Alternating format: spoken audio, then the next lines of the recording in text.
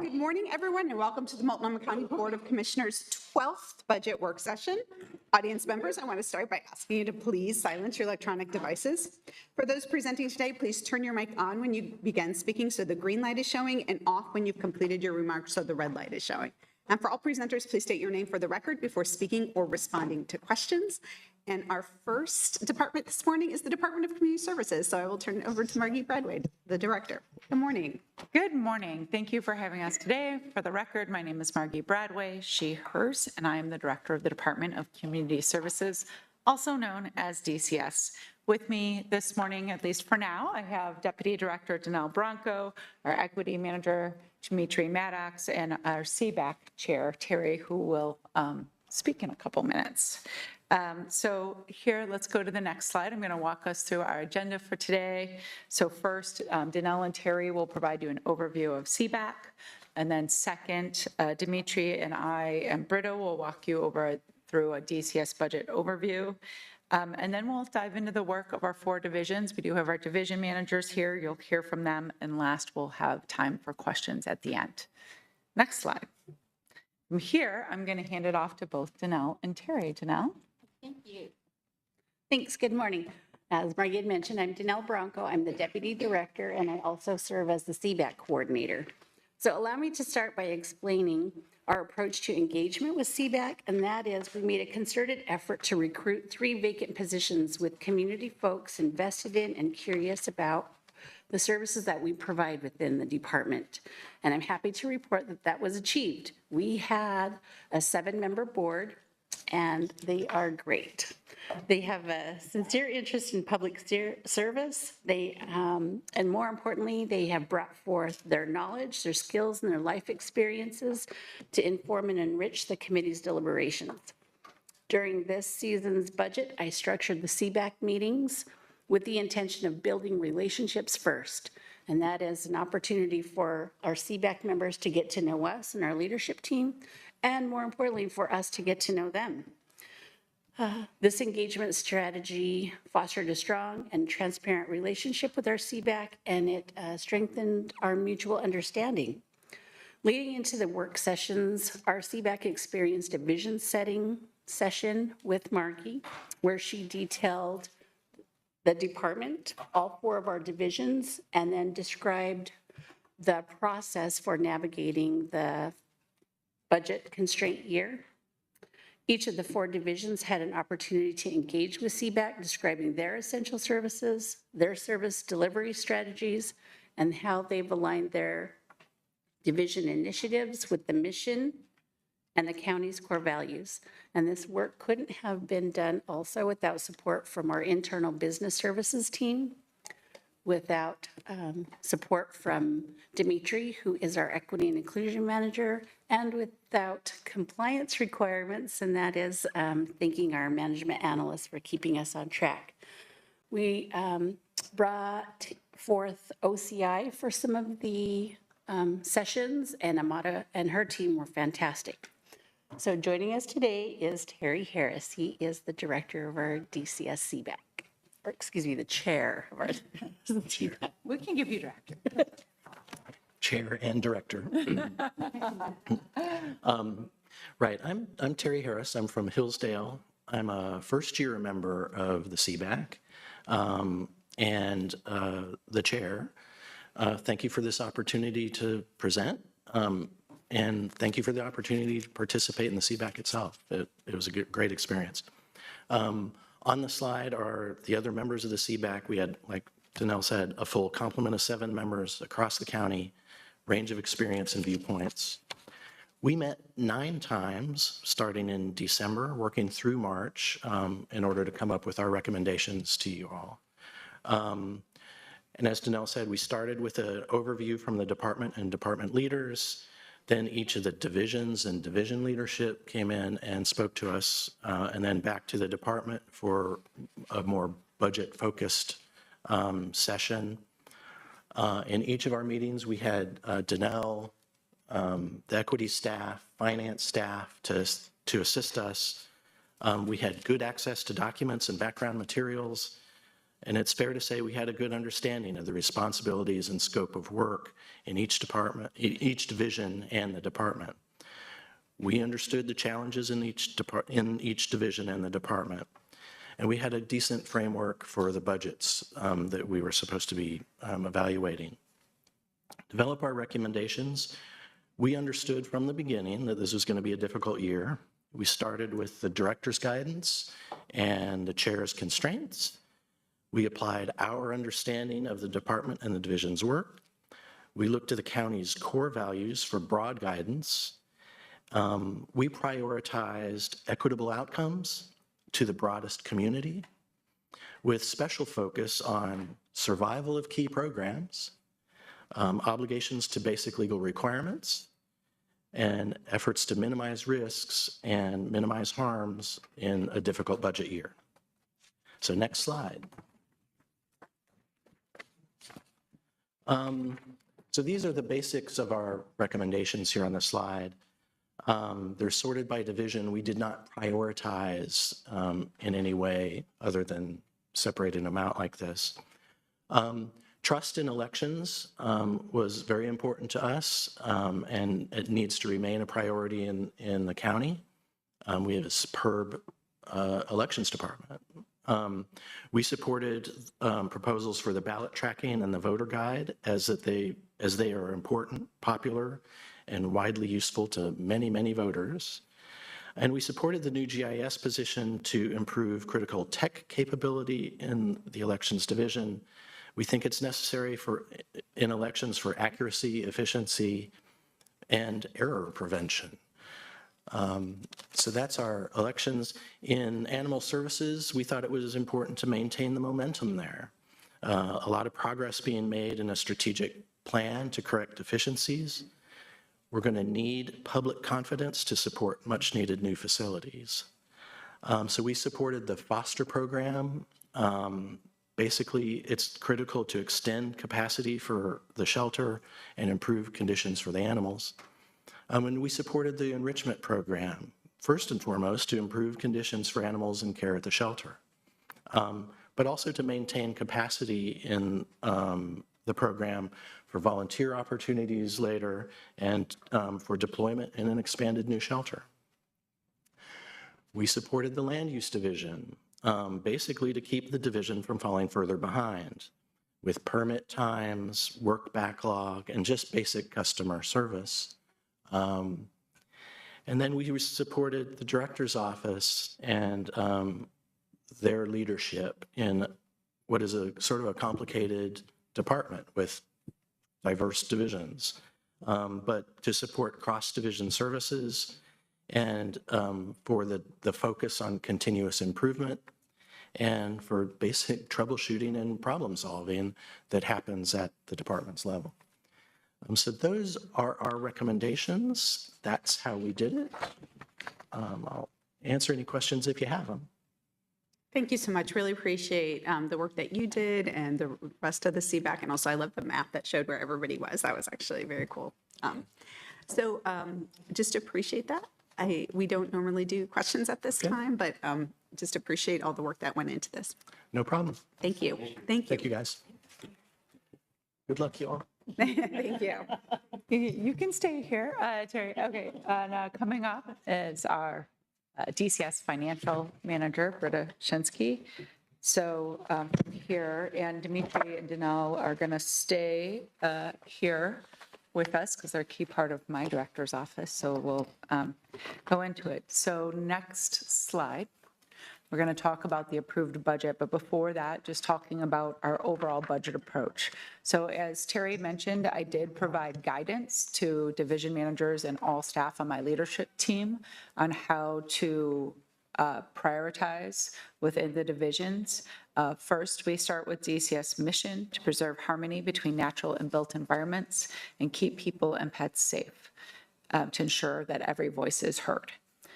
Second, grounded ourselves in our vision, which is to be a trusted partner and helping create a thrive and inclusive communities. And last, certainly not least, equity and safety. You'll hear this theme quite a bit. Equity and safety are the foundations of our work at DCS, whether it's initial design in a transportation project, whether we're developing a policy for elections, or whether we're doing operations. That's equity and safety are our two core values. Next slide. As you know, DCS is made up of 4 very unique divisions: animal services, elections, transportation, and land use planning. There is a through line between these 4 unique divisions, and that is our drive for customer service and our drive to serve our community. We serve everyone, humans and pets, across Multnomah County 7 days a week, and we offer a significant opportunity to improve the daily lives of those who live, work, and play in Multnomah County. Next slide. Here's a snapshot of our budget overview. So our DCS operating budget is $182.6 million. I will say the majority of that is transportation funding. Approximately $30 million of that is general fund. The overall budget this year decreased by 3.1%. That is both combined transportation and general funds. In terms of general funds, it's actually a decrease of 8.4% year over year.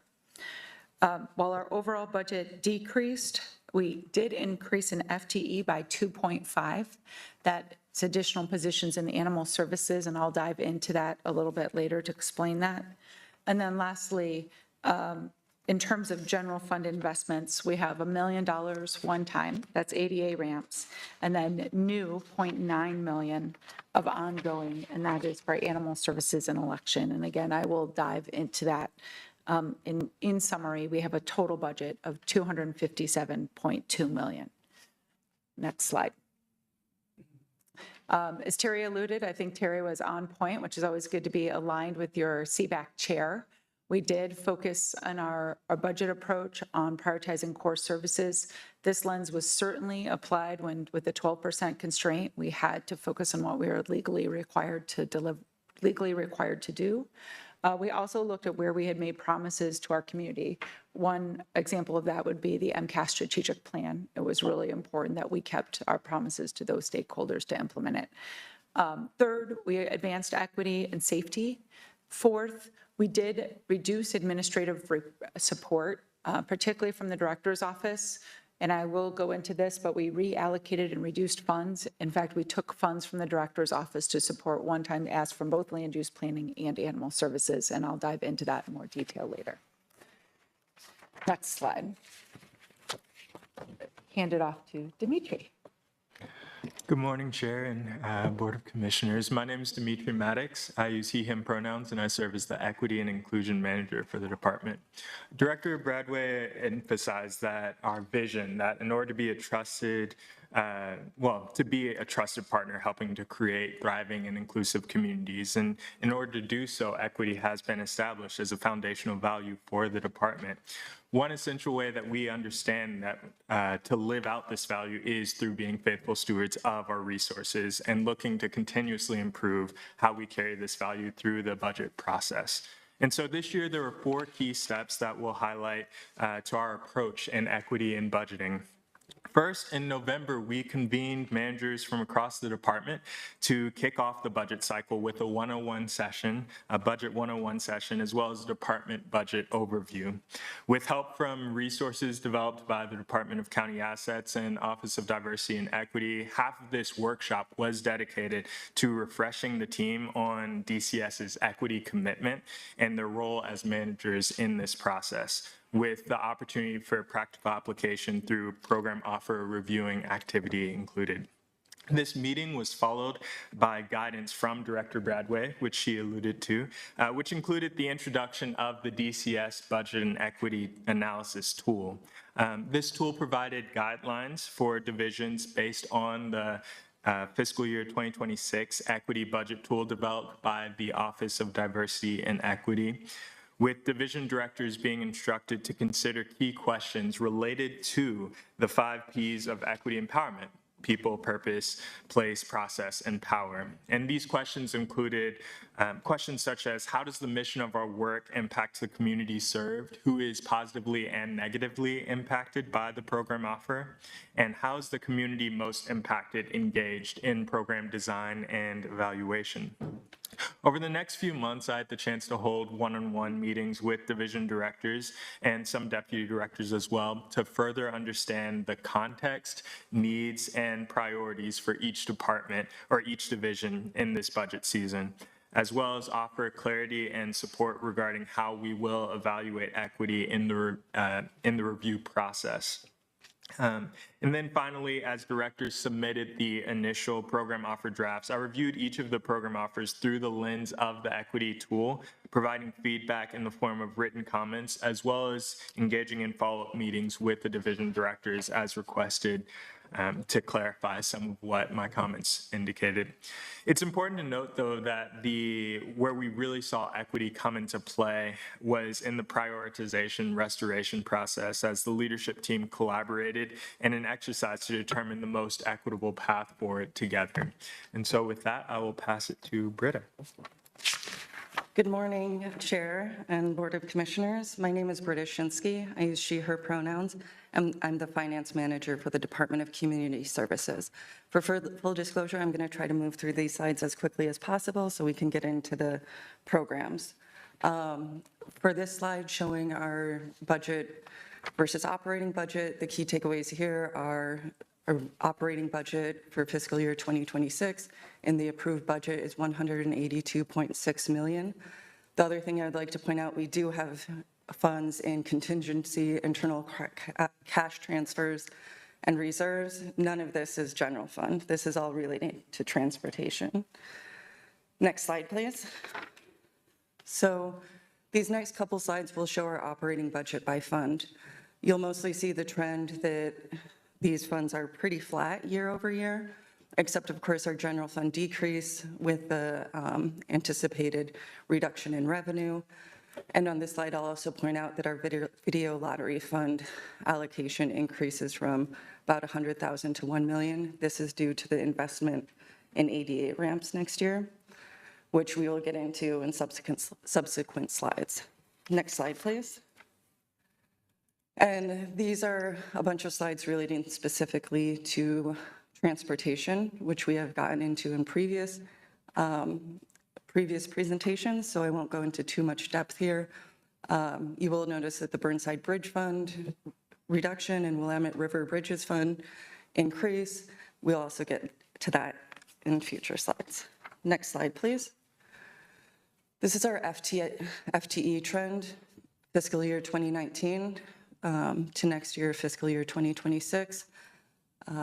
You'll see a steady increase from fiscal year 2022.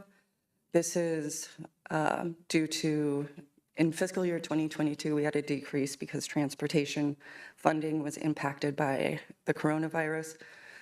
And then slowly since then, we have rebuilt up that division, as well as there have been investments mostly in animal services and some in elections. Next slide, please. This is our operating budget by category.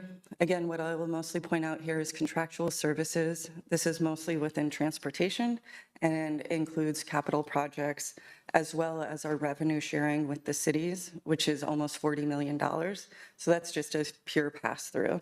If this slide were only for general fund, our personnel costs would be much higher than contractual services. Next slide, please. And with that, I'll pass it back off to Director Margie Bradway. Your mic, there you go. Thank you, Britta. That was fast. We can go back to any slide if you have questions. So now we're going to get into each division. We'll kick it off with the director's office. So next slide, please. And Britta, do you want to take this one? Okay. So I guess I'll try to slow down a little bit, but this slide is just showing our operating budget by division, reflecting what I said before. Transportation by far is our largest division and does not include any general fund aside from what we have received for ADA ramp construction in the past in one-time only funds.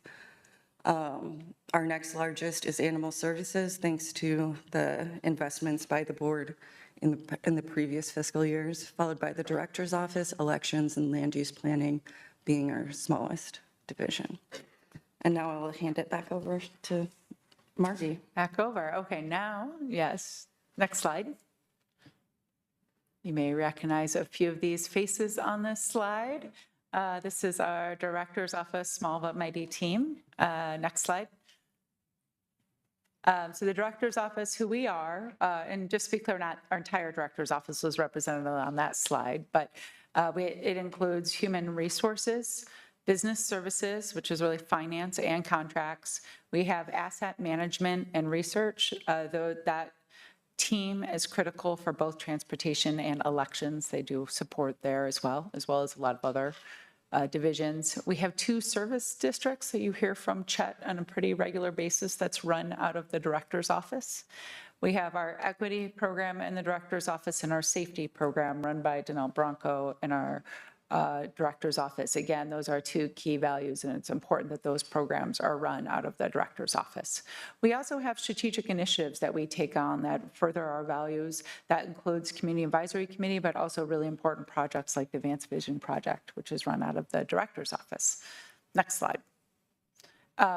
I do believe that the culture is very important, and I believe that culture is set in the director's office. So we set the tone. We have our 3 C's, which became 4 C's: communication, collaboration, celebration, and customer service. And communication, that includes constant communication. This is our why internally, but also with the people that we serve. Collaboration, it is really important that we bring together diverse voices, both internally, but also collaboration externally with key partners and stakeholders. Celebration is really one that's important to culture. I personally don't believe the county celebrates the wins enough because we're too busy being on the defense. So I think it's really important that we acknowledge our progress and then track our measurements and have accountability to the public. And last is customer service. This is an area we all strive to improve. Some divisions, we do it better than others, but it's a core value. Next slide. Here you see the director's office operating budget versus FTE. It does look like the operating budget goes up. I will describe how we have reallocated those resources, and then overall FTE has decreased by 1.1 FTE. Next slide. So director's office challenges and responses. So what we're seeing across the board is increased workloads in all divisions. You're going to see this in the following slides, whether it's the amount of pets and animals that have increased at MCAS, whether it's the amount of voters who are registered. All of our slides go like this in terms of the workload. That's the biggest challenge that we have is workload. What we did to address this was we honestly had to look really hard at the director's office, and we chose to reduce or reallocate funds from the director's office to our front lines. So we reduced an FTE in business services and Britta's team. We greatly reduced our materials and services, which will hamper our ability to do travel and training as well as events. And then we reallocated funds, enough fund for one land use planner for this fiscal year. We also reallocated funds to go to the land use code update. So we pulled that one-time offer and reallocated funds from the director's office. And last but not least, we reallocated funds into MCAS so they had a greater materials and services budget, which for them is really animal food and leashes and things like that. So this is our overall challenge and response. Next slide. And then how we deliver. The role of the DCS director's office is to set a vision and also set operational policies. We truly believe in operational excellence here at the director's office. Last year, we led a DCS Future of Work initiative, and we had full compliance with that initiative, bringing people back to the office. We do have a policy that everybody needs to be in the office at least one day a week.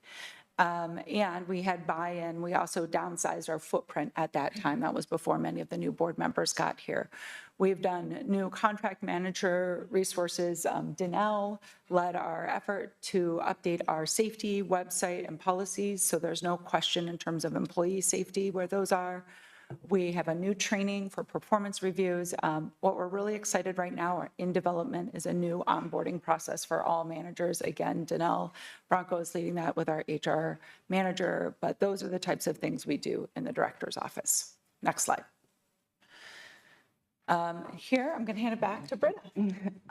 These slides, we have them in all of our divisions, as I'm sure everybody does, are just the general outline of the reductions and new funding. So in the director's office, we have the reduction of 1 FTE in business services, as well as the reduction in professional services. Next slide, please. As Margie mentioned, we also made some strategic reallocations to fund HR, land use planning, and animal health FTE. Next slide, please. And this is Margie again. Yeah, hi, I'm back. Unfortunately, Director Grayhack cannot be here today. She's out on medical leave. So I probably will not do her presentation justice. She usually does really well at these things, but we'll miss her today, and I'll take it from here. Do have MCAS staff in the room if you really have a detailed Q&A. So next slide. So MCAS is the primary agency, so MCAS, Multnomah County Animal Services, for the record, when I say MCAS, primary agency responsible for the care of sheltering lost, stray, abandoned, and at-risk animals. We shelter over 7,000 animals annually. As an example, in fiscal year 2024, we cared for 3,158 dogs and 2,677 cats. In FY 2024, also 1,311 animals were fostered. That is an increase 10% from the prior fiscal year. So our foster program is growing, which is great.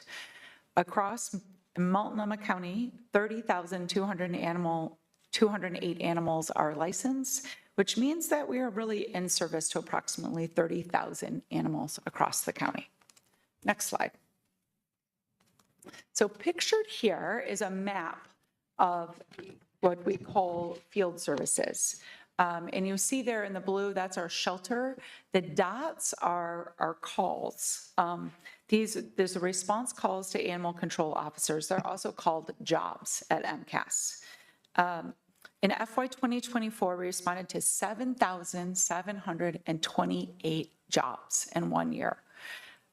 Thanks to the Board of Commissioners investment last year, Animal Services was able to add 3 new animal control officers. This was huge for us. It allowed us to fully cover the county 3 days a week, 24 hours, or all day long, I should say, not at night, excuse me. And really what we saw was a response in improvement in response rate. So we call a job is open. So the average job is open, and then we close it when we're able to fully respond. That response time went from 13.6 days to 6.1 days. So that's over 100% improvement in response to jobs. We also saw just an overall nearly 50% improvement in our responses. Next slide. So MCAS has strategic goals. First is committing both pets and people that ensure high quality care for animals. The animal health team, so this really goes to animal health, did 49,133 treatments last year. So that's only 50,000 treatments. That includes spay and neuter, but that also includes injury and sick animals. We focus on the communities in need, and we remove barriers to reclaiming, adopting, or successful transfer pets in our care. Adoptions last year increased by 17% in FY 2024 from FY 2023. And lastly, we favor a supportive, humane approach that gets away from the law enforcement model. So, for example, our field officers really work with both people and pets in need. We distributed 780 pounds of pet food directly to low-income residents last year who are struggling to keep possession of their animals. Next slide.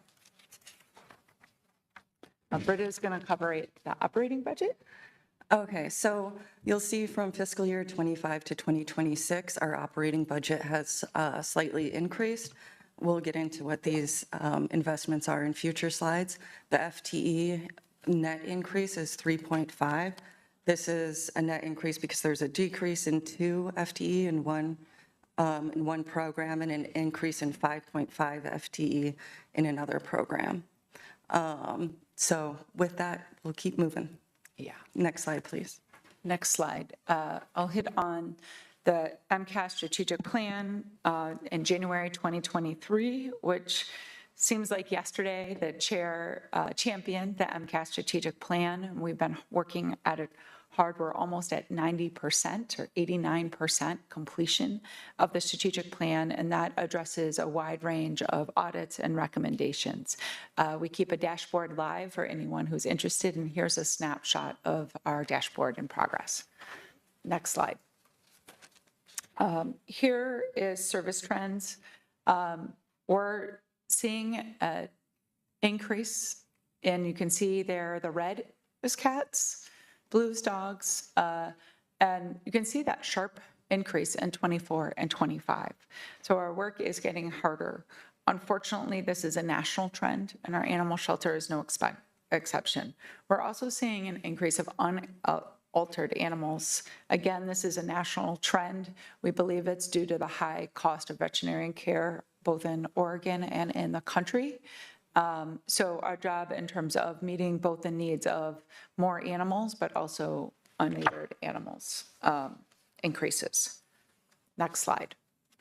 To address this, we are going to take a new approach in this budget, and I want to really make sure that I explain this because there's a little bit of wonkiness, I would say, in the MCAS budget in that we're adding new FTE, but we're taking away contractual services, and I want a chance to explain this. In animal health, so this is for both spay and neuter, but other surgeries, we've been contracting a lot of those costs out. Dove Lewis is is the majority of our contracts, but we also contract spay and neuter to other veterinary clinics. We have been unable to really control cost in that area. We pay just like consumers pay, and the costs have been increasing month over month, year over year. The chair knows I've been coming into our office saying, I'm worried about this. This is in the red. So through conversations with the chair's office and Director Grayheck, we're going to choose to try to hire in and pull in that contractual services. So our contractual services are going down, but we're adding new 5.5 FTE. That will help us control cost. I think it has some other benefits too. We'll be able to the extent we can, ensure that there's sterilization before an animal leaves our possession and not instead of doing it on the back end. But it is a change in model, and it will take us some time to wind down those contracts and then obviously staff up. And we will probably run also into ongoing space constraints, but we're going to do the best we can. So next slide. And this is how MCAS delivers. I'll hit on this really quickly. This is Leah. She was found severely emancipated with skin inflammation, sores, lesions, and she was running loose in Troutdale when she was found. She was taken in, given antibiotics, medication for itching, and enhanced feeding plan. 4 days later, during a veterinary exam, she had already gained 3 pounds, but she was still not reclaimed. After 10 days of intake, she had gained 10 pounds and was ready for adoption. The photo on her right is after adoption in her new home where she was healthy and can be found in okay conditions. That's how we serve. Last slide, or next slide, I'm sorry. Next and last slide. I think I've hit on all of this. I've already talked about the rising cost of animal care and our new budget approach to that. You've seen the rising intake of animals. And I've mentioned that we do have space limitation, which is providing some challenges in terms of completing that MCAS strategic plan. And that's, I think, next slide. Over to Britta. This is another summary slide of the reductions taken in this division. As Margie mentioned, there's a reduction of professional services related to after-hours care as well as spay-neuter vouchers, and also a reduction of 2 FTE in the enrichment program. Next slide, please. And this slide is the new funding of the 5.5 FTE related to animal health services for in-house procedures. Next slide, please. All right. Thank you. Sure. Yeah, let's go ahead and do that. Sure. And why don't you go? All right, go ahead. Okay, I'm going to call Marion, our operating manager, up for the Q&A as well. Sure. And again, if there is anything you can't answer right now, we know everybody's happy to get follow-ups. Good morning. Hi, good morning. All right, so we'll open it up for questions. I'm trying to understand the impact of the reductions on slide 36. We've had some budget hearing testimony about decreasing emergency vet care for foster households, and I can't tell which program offer that is because I see in the Yes. program offer references to vet care in both 90006 and 90008. So I'll give you the big picture question and then you can follow. So big picture, in rolling back our contractual services, our fosters as of right now, used to be able to just walk into Dove Lewis and get the care they need. We are pulling back that contract with Dove Lewis. So that's not going to be available anymore. They would have to bring it to MCAS, and we don't have as much availability, and our hours are not 24/7 like Dove Lewis. So that's the impact. So it would be in the contractual services. I don't know if go ahead. And to answer your question, it's the first line, the 90006. Could somebody tell me what then the after-hours emergency services are in 90008? Yeah. Do you want to explain all the? Sure. So right now, the program and the way it sits, Oops, can you say your name for the record? I'm so sorry. My name is Marion Cannell. I am the interim director at Multnomah County Animal Services. So the after-hours program is essentially where we've had an overnight contractor. That overnight contractor was historically, for the past year, many years actually, OCRA, which is the On-Call Community Rescue for Animals. The way the program would work is they would contact our main line. They would be rerouted throughout the system, either to call us back in the morning. They would either be directed to Dove Lewis if they had a sick or injured stray pet, or they would be directed to our after-hours contractor.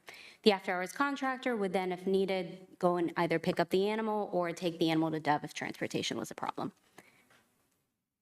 Thank you. And then one more on this, just to make sure I'm super clear.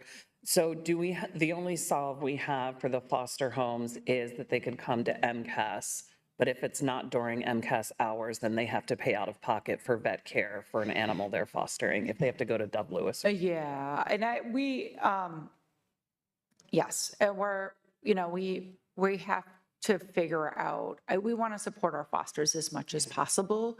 We struggled with the contract language, but we really had to make it clear that you just can't walk into Dove Lewis and get anything you want. I would like to, in the future, this is a new space for us, try to figure out some model for reimbursement, but we don't have that as a budget item. So I think we're just going to try to figure out this path as we go forward in this current budget and see whether the new 5.5 FTE can help take that load. But they would have to wait in the morning if there was, a sick animal. They'd have to bring it to MCAS, yeah. I'm sure people are concerned about that. Yeah. Because I'm just looking also, it looks like the number of foster, you're counting this year that there's going to be increase also Yes. fostering because of the limitations on the size of the shelter. Correct.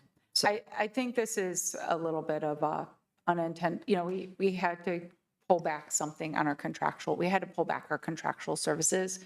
The foster program is kind of an unintended consequence of doing that a little bit, in that we still serve our fosters, but our ability to serve our fosters 24/7 is limited in this new model.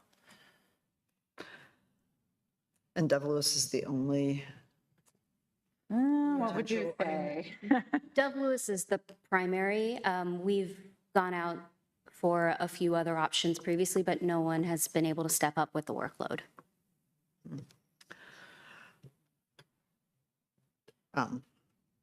Just for me personally, it just seems like that's not and I'm sure it's not acceptable or not one of the best options that you all chose, but it just seems like leaving people who are fostering our animals, like you just have to and leave an animal in pain or, whatever, suffering overnight seems just not an acceptable model. Is there some relook in a couple months or what? Yeah, we're when happy this to get becomes back when with this you with becomes some ideas effective? on how to navigate this. I don't want to speak off my, feet right now, but it's tough because everything we do at MCAS is really important, but we did have to cut some of our contractual services. I mean, I think I don't want to put words in your mouth, but what you're asking is, what would it take to support our foster program? Is that what I'm hearing? Okay. That's one thing. I mean, Okay. just because it seems like If we can get back to you with that. unacceptable and again, I'm not saying that you're accepting it, but that's like just the outcome for the year. I'm also wondering about, say, and I'm not sure if just reading through the different sets of materials, if say an animal is hit by a car, somebody calls and says, there's an injured animal, who's going to come pick it up? Are we saying that that's not happening anymore? No, and a lot of It's off those, hours? yeah, a lot of those, so we are the only county that did have an after-hours program. In most cases, when there is a injured animal, there is usually a police or sheriff response. And we have informed all of our public safety partners via email and offered meetings to explain to them that evening service, that overnight service is going away, and they would have to hold the animal, and they have places to do that. So we've had that discussion. I'm sorry, who's they? The police? Yeah, which is what happens in Clackamas County and Washington County. So we've discussed it with the sheriff's office, PBB, Gresham Police. Is it possible to see, just like last year, what the volume of that was? Yes, I'll get back to you on that. And do they have the ability, do they actually have facilities that they can safely and humanely hold? So I do just want to clarify that they're primarily what we are asking to happen is that instead of contacting someone to come and pick up the animal overnight in a situation, we are asking that they help with the containment of the animal. Sometimes that can be on location. Sometimes that can be physically at their building. PPB does have ways that they've been doing this. Even when we had an after-hours contract, they have been holding animals for us. We are not asking them to hold animals that are critically injured. That is not the ask. The ask is primarily if there are healthy animals that they're asking us historically to come pick up in the night, that they hold those. There are still after-hours clinics and clinics that are available, not specifically Dove Lewis, but there is such as Blue Pearl, Dove Lewis. Those clinics are accessible. Essentially what we are saying is that we cannot always be relied on for transportation. Historically, that was already something that was difficult to do with the contractor. The contractor could, on theory, be on a call and not be able to get to them in a timely manner anyway. So it was only one overnight contractor typically. So it is, what we are not asking to happen is that the police hold on to a hit by car animal overnight. I just want to be clear on that. Commissioner Moore. Yeah, sorry. I'm trying to get a sense of how deep your cuts went and how you had to shift. In the chair's budget, what is DCA's overall percentage reduction? DCS. I'm sorry, did I say DCA? That's okay, that's okay. So are you talking about our general fund, Britta? Do you Yeah, want- Make when- sure there's a couple ways to answer this question, so go ahead. Yeah, your general fund. Year over year, it was 8%, just a little bit over 8%. And then knowing it can be a little difficult to achieve that evenly, what is the MCAS percentage reduction? With the new investments, the animal services actually went up in their overall investment because of the new FTE, as setting off the reduction of professional services.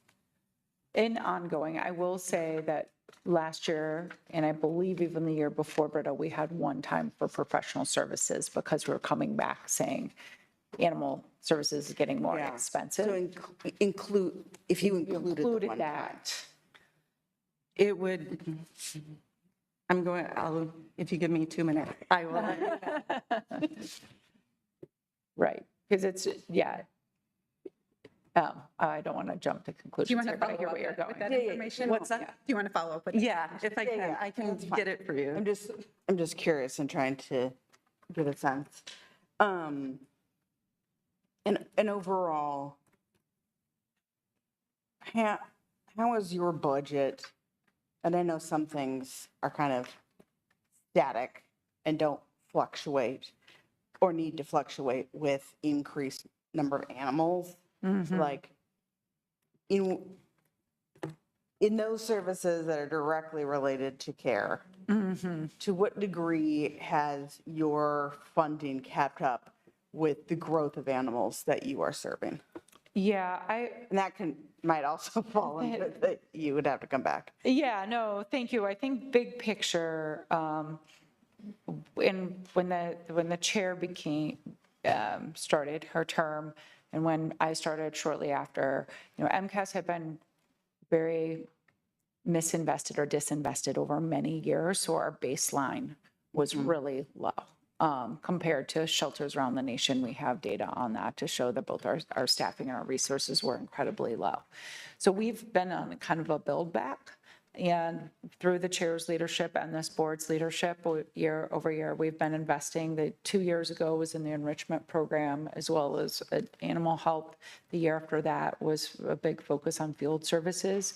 But we could get back to you on what would be an ideal animal to FTE ratio. I know Director Grayhack has that data, so we can get that back to you.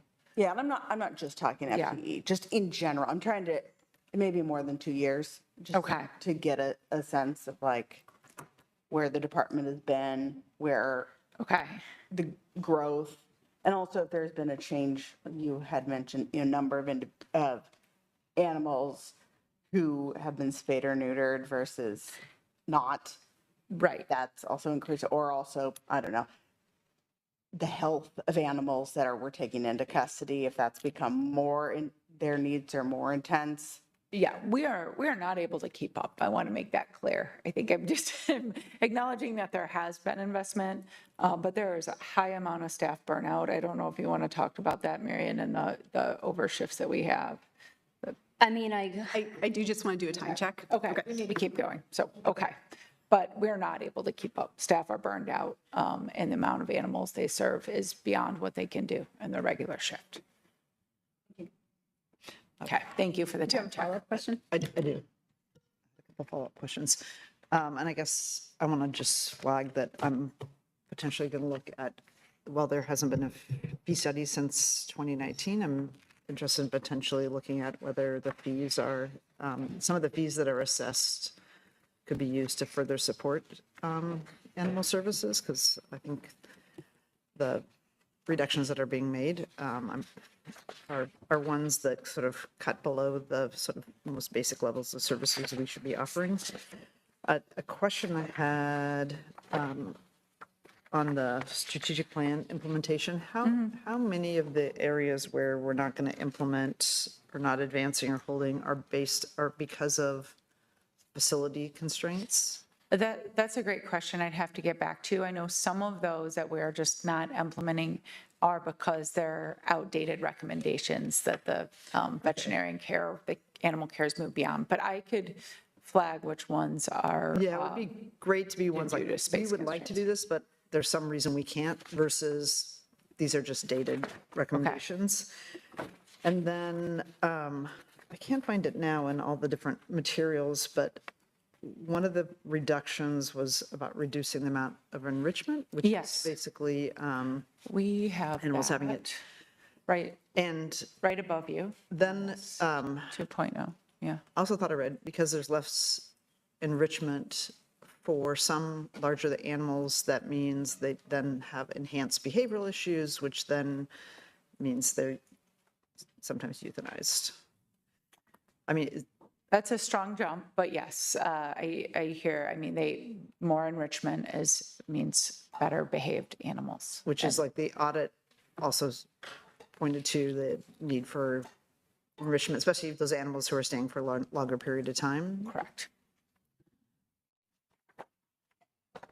Really quick, can you? I just wanted to, I mean, we had this conversation, obviously, when we were talking about this proposed cut, and there are some, there is some basic animal, care and walking, and that is built in with the, so I just think that there's a difference between enrichment and then what is normal, We're not wholly cutting the enrichment program, and yeah, I think that's what you're trying to make clear, Chair, that we have 3 remaining FTE. We're cutting 2 of those, and the chair did want to make sure that we were able to have enrichment program basically throughout the week with those 3 FTE. So the enrichment program will continue. It's just not as fully staffed. So, and I don't need to hear because it's just the time constraint, but I'd love to understand what that is, because I know when we had the previous conversation about the audit, the sort of definition of enrichment, to me, like basic enrichment really fell way short of what I would expect, just having a house that's had dogs and cats in it for 30, 40 years. It just seemed really low. So I'm curious what that is. And I'm noticing that also in the CBAC report, there's some questions about that. Okay. So impact of these 2 FTE cuts Right. to the And like, enrichment what is, program. what I are just we want to make saying? sure I got your Like, they're question. getting basic enrichment, but what is that? Are they getting a Kong ball, or are they actually getting out and getting exercised Okay. daily? Okay. What does this chart mean? Is this the, I can't, Marion can take it. This is the trend one. This is the slide trend line. 32, slide 32? So that slide is actually showing you the annual intakes year over year for dog and cats, and then the line is showing you the amount of animals, the percentage of pets that are coming in unaltered of those intakes. And so with the new FTE we're adding, are we, We hope to tackle that line. We hope. It's a new approach, but we are, With the addition of the FTEs, we hope to go from about 108 surgery days to around 362 surgery days. That's our goal, is to do 7-day-a-week surgery minus the days that we're closed to the public. It will take us time to get there, but that is the primary goal. And not only just through sterilization, but being able to address medical needs of the animals across the shelter, which is something sorely in need of. and then I noticed that there's a goal of that animals will be sterilized before they're adopted. Does that mean you would be adopting out animals, say if they came in at a young age, later? Or are most of them like at the age where they would need to be sterilized anyway? So typically when a pet is unable to undergo surgery, sterilization surgery due to their age, they're also not typically available for adoption opportunities yet. So they're usually in a foster home and being monitored by a foster parent. That typically applies to underage kittens and puppies. Okay, great.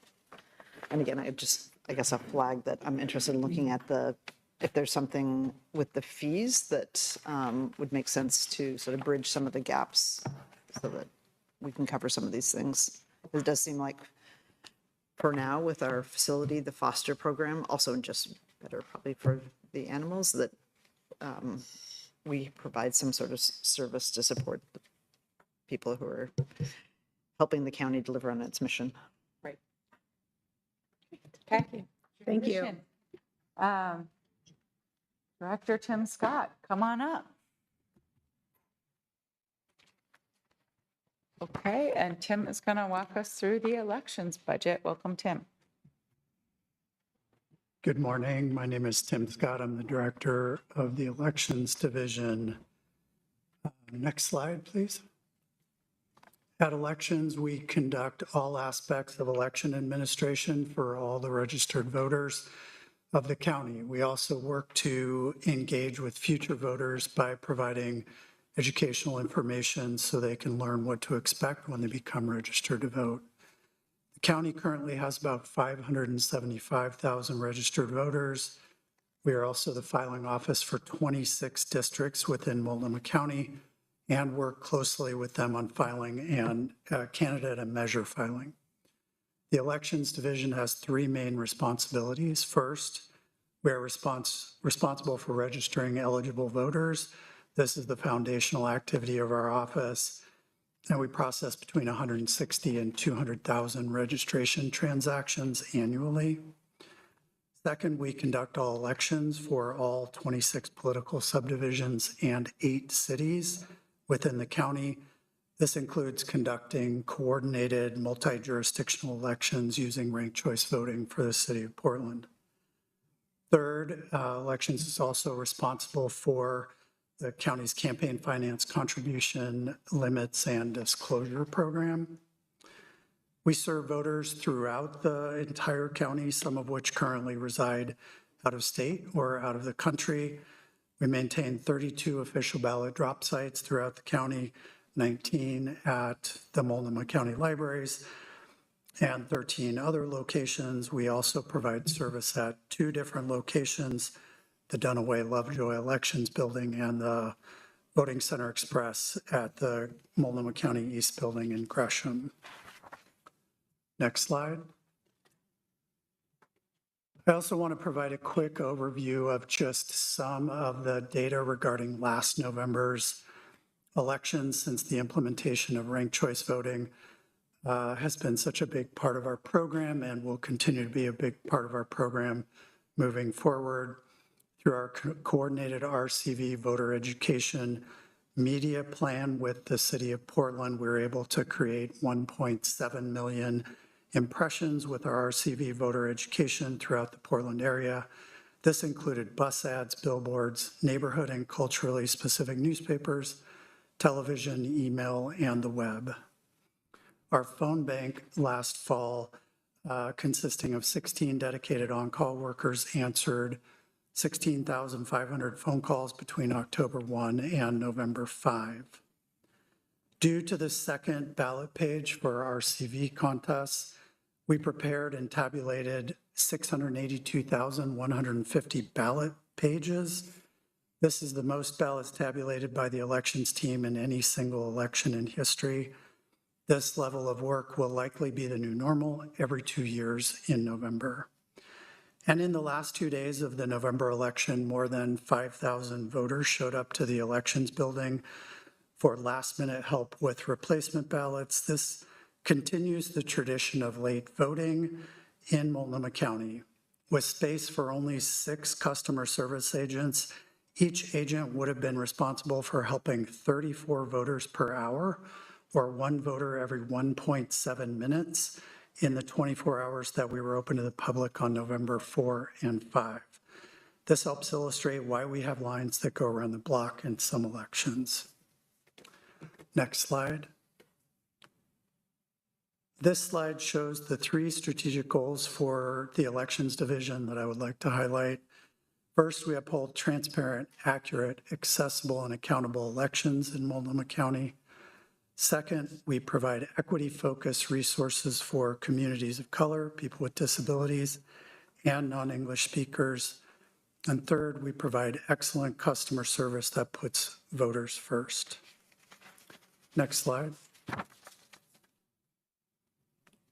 On this slide is our operating budget and FTE. And in the operating budget, it shows a 600,000 reduction in general funds year over year, which is slightly misleading because in the approved budget, elections is reducing approximately $260,000 from the voter education and outreach program. not moving forward. This is because of a significant amount of one-time only funding received by elections in fiscal year FY 2025 for the November presidential election and the implementation of ranked choice voting. The slide also shows a net reduction of 1 FTE, and that FTE change is due to the elimination of the voter education outreach program. Next slide. On this service trend slide, it shows the year-over-year trend in voter registration by the green line plotted against the number of FTE in the elections division. As you can see, the voter registration has increased significantly over time, while FTE has stayed relatively flat until fairly recently, when the board invested in additional staffing to help elections respond to increased workload and new program requirements like campaign finance and ranked choice voting. The number of registered voters in Multnomah County is a good indicator of work level because it corresponds to the number of voter registration transactions that must be processed, as well as the number of ballots that must be prepared and the number of ballots that are processed each election. We did hit a new record for voter registration during the November election of 580,000 registered voters, the first time we've hit that number. Next slide. And the approved budget will allow elections to continue delivering our core services to voters. Just a few highlights of programs that are funded in the budget. The Voting Center Express is our East County Service Center, will continue to serve approximately 225,000 voters who live east of I-205 for every election. Last November, the Voting Center Express received 5,000 visitors during the 4 weeks it was open and provided language assistance to 106 voters in 7 different languages. And then 33% of voters in Multnomah County are signed up for our ballot tracking service that allows them to receive messages about the status of their ballot throughout the life cycle of the election. Last November, this always amazes me, voters enrolled in ballot tracking voted at 95%, while voters not enrolled voted at 72%. And the fiscal year 2026 budget allows elections to continue to provide the voters pamphlet to all households in the county. This is our most broadly distributed voter education tool, and all general information pages are translated into 6 different languages. Plus, we create a large print voter pamphlet as well as an audio voter pamphlet. In addition to the print edition mailed to every household, the Secretary of State's office provides online translations of Multnomah County's pamphlet in 10 languages. The budget also continues and makes ongoing the ranked choice voting project manager position that is critical to our continued successful implementation of ranked choice voting. Next slide. And finally, to talk about just a few of the challenges and responses to those challenges in the next fiscal year. We need to deliver a ranked choice voting election for the city of Portland and Multnomah County by November 2026. We will do this by optimizing ballots, instructions, and reporting based on lessons learned from our 2024 election. We will update educational materials, including videos, website, mock elections, and printed materials to be county-focused. We will also continue and expand the Memorandum of Understanding with the City of Portland on RCV voter education, as they will continue to be a valuable partner and resource for voters. The second challenge I'd like to highlight is that we need to maintain our commitment to equitable and accessible voter education with reduced staffing. We'll do this by leveraging established relationships with community and nonprofit partners to share voter education materials through their networks. We'll continue our language accessibility program by translating educational materials into 6 commonly spoken languages.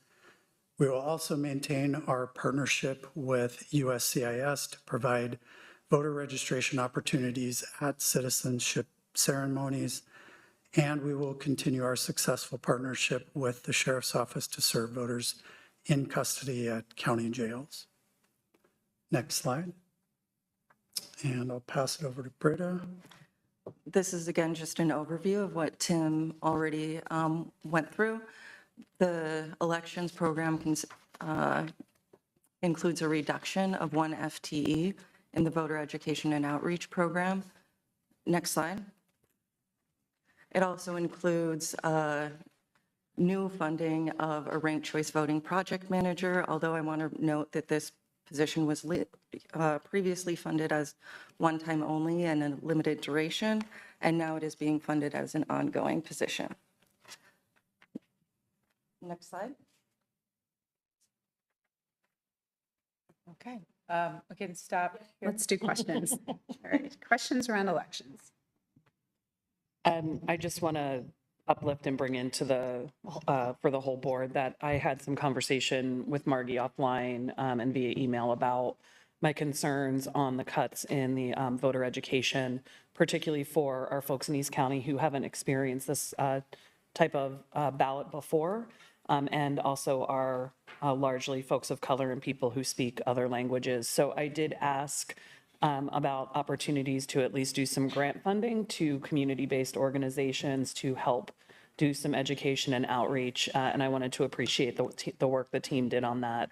I will be coming forward with an amendment that I'd love to work with you on at least getting some funds to CBOs to make sure that we don't leave out that whole swath of the community in education on ranked choice voting.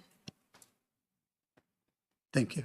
Thanks. And what would be helpful for me is to have a better understanding of the ongoing work that the city of Portland is also doing around ranked choice voting with community-based organizations, because there is work that happens over there. So I'd like to understand what that looks like, you know, that, because I know we have agreements with them and in terms of voter outreach and engagement with CBOs as well. We do.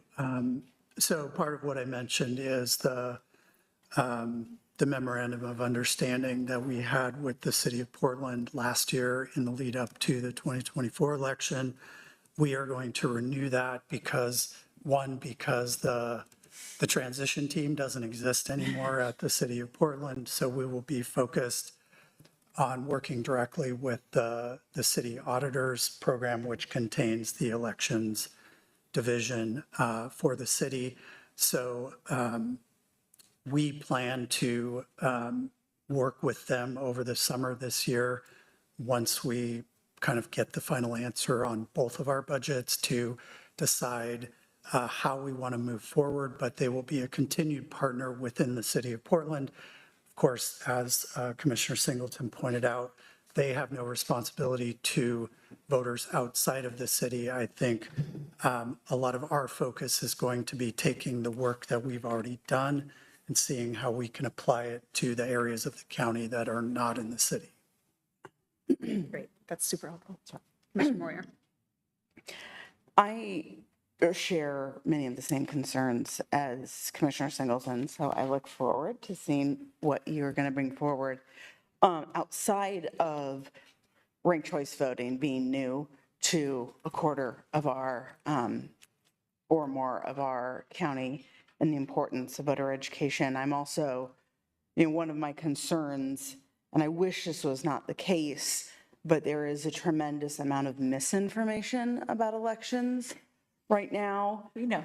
Yeah, I'm not telling you, something you are not aware of, but that does create an additional, maybe more intense voter education need than we may have had previously. And so that's an area I want to make sure we are resourced to be able to provide to our community, because I think that it's really important that voters have access to accurate, unbiased information about how our elections are conducted and what we do and our processes. And, I think I've said this before, I am just totally blown away with the quality of work of our elections department for such a small staff of permanent employees and such amazing part-time, temporary, and volunteers. Like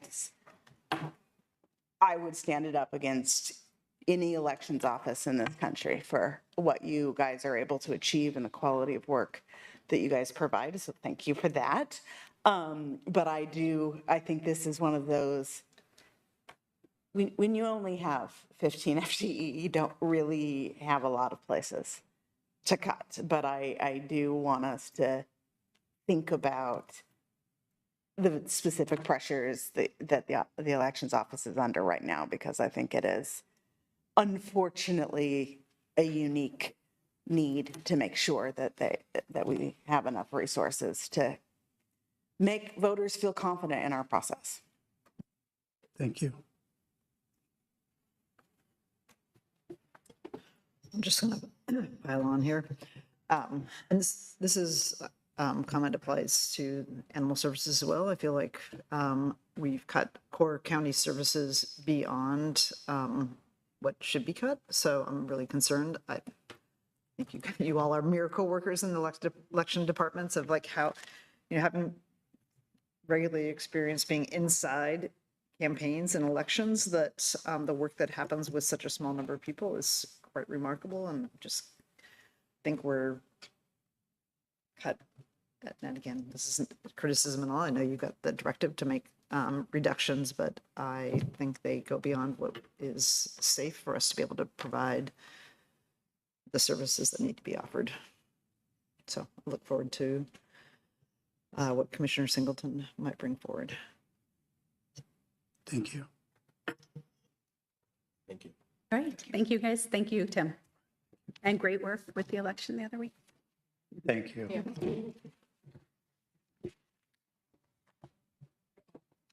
Now calling up Land Use Director Megan Gibb. Going to walk us through the land use budget. Good morning, Chair and Commissioners. I'm Megan Gibb. I serve as the Land Use Planning Director here at the county. Next slide, please. We serve a variety of constituents in the county: residents, farmers, businesses, nonprofits, local and state agencies. And we implement the comprehensive plan, and we help them process their land use permits. Some of you may recognize the farmers from Mudbone Grown on the left-hand side in the photo there, who have some partnerships with the county, and they are working to increase access for BIPOC farmers to agricultural land.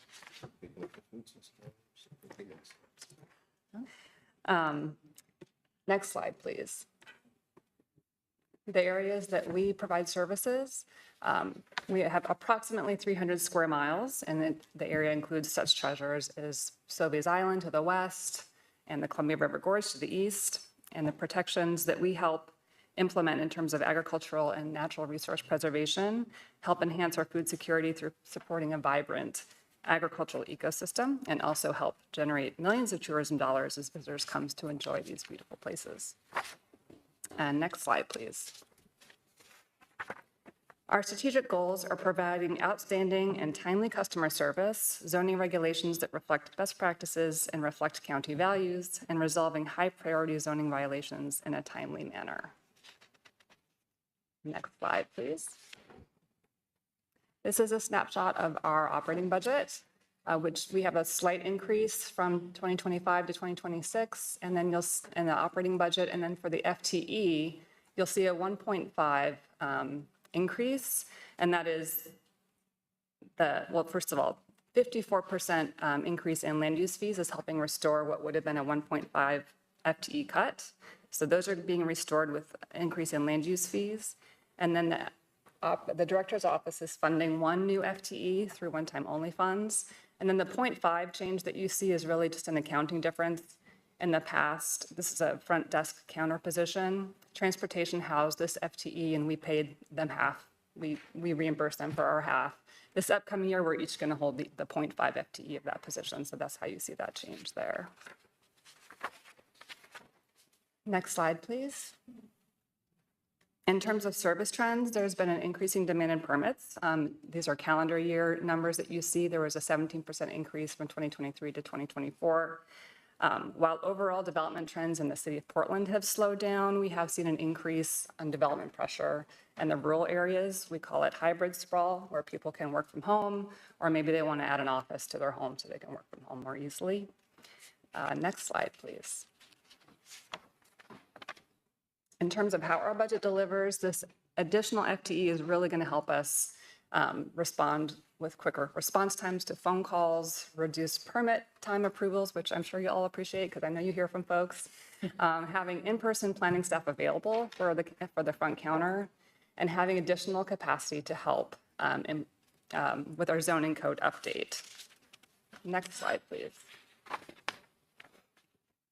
In terms of our challenges and responses, the additional FTE will really help us with those first three, which is meeting statutory deadlines, keeping up with ongoing state and federal zoning code updates, and then the Portland Water Bureau project have had to put a significant strain on staff time for our team. And then lastly, we have 0.25 FTE for a solid waste and recycling program, which is not really adequate, and we're looking at other alternatives to address this need. Next slide. Our biggest initiative, which I'm super excited about, is our zoning code improvement project. Our current code is the root cause of many of the customer service complaints that we get. We've identified goals for how we'd like to move forward in terms of how the new code is going to work for the county. It will be consistent with state law. It'll be simpler and more flexible. It'll align with county values and have more equitable outcomes. So far, we had $140,000 awarded last year in the budget to kick off this project. The consultants are underway with their work and their audit. They've already done some initial stakeholder feedback through focus groups, and they have confirmed that our code is out of date and really provides a lot of barriers to the community. The good news was that they had good things to say about staff. They just had some not so nice things to say about our code. So this upcoming year, this is a 3-year project, so we'll be moving to phase 2 in 2026, and the director's office is funding the next phase at $100,000 from their budget. Yes. And now I'll pass it over to Britta to go over the financials. Next slide, please. The land use planning reductions included a reduction of professional services around $145,000. Next slide, please. And the addition of 1 FTE. This is a reallocation of funds from the director's office to fund this FTE. Next slide, please.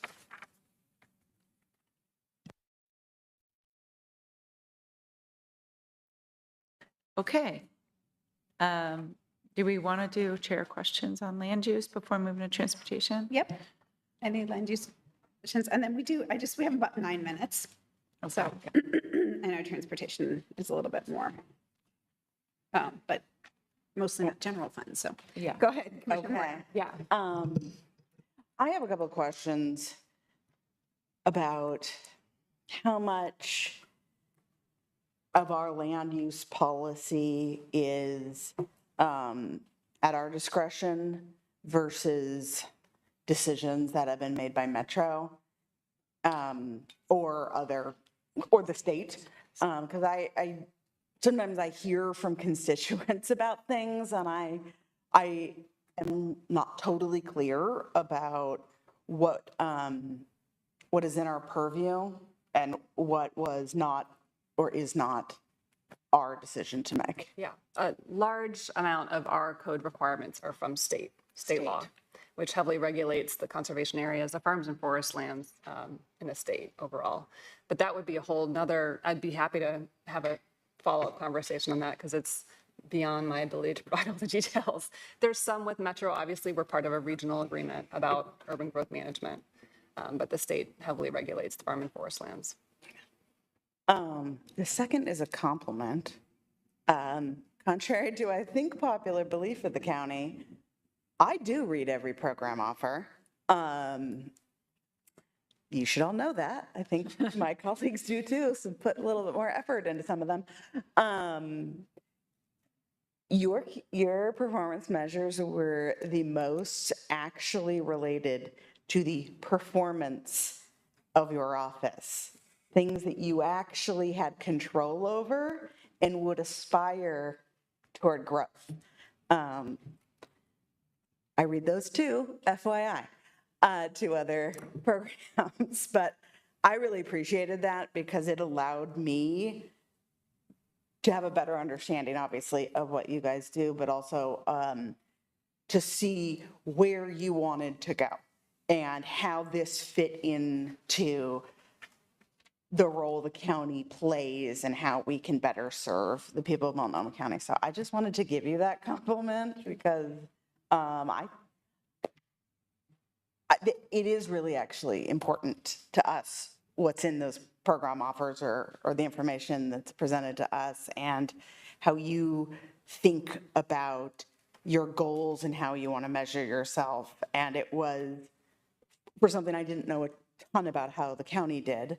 I know a little bit about land use, but not a ton about the county. It was incredibly helpful to get a sense of like, oh yeah, this is the services that we're trying to bring forward and deliver for the people of Multnomah County. So thank you. Any other questions? This can be in follow-up if we need to for time, but I want to understand on slide 54 how we're going to be measuring some of these improvements that we say will happen because of these investments so that we can make sure to understand what was effective or what needs to be tweaked. Okay. Jay has a long list of her performance. She's actually performance measured queen. So we're happy to answer that. You did. Three. I'll give you the three, which are to go with our three. I knew she'd be ready to go on this. Yeah. The median number of calendar days to address customer inquiries, number of county codes reviewed, and number of stakeholder events for the zoning code. And then the last one, in terms of zoning code violations, is the median number of calendar days to investigate complaints and the number of calendar days to respond to high priority violations. So.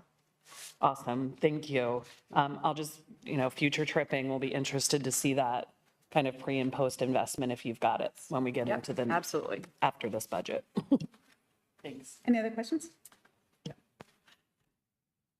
So on slide 54, just talking generally about the budget and the fees, I don't need this right now, but I would like to know how Multnomah County compares to in terms of our fees compared to Washington County and Clackamas County. So for 17 years, I did a lot of work in Washington County, which is mostly unincorporated. So the county does a lot of the land use work. And so I'm curious about that.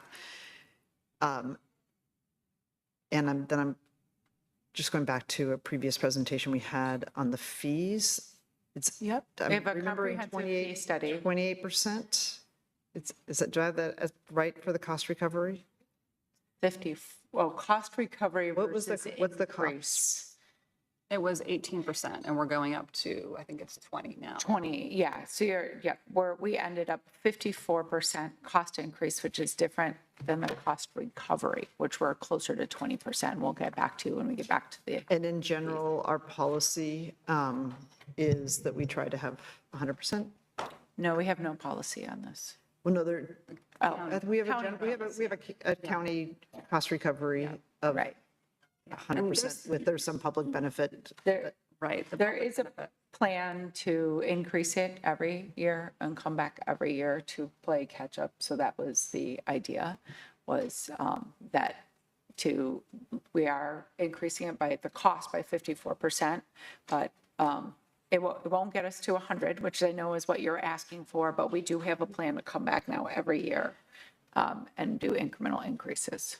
Yeah, I guess and maybe this is a bigger, like, once the budget is over conversation about, so for example, if small family-owned restaurants are getting 100% cost recovery for the health, this isn't relating to you, it's more the general, we're asking for 100% cost recovery and a 30% increase, so they get to 100%, and yet we're for a service.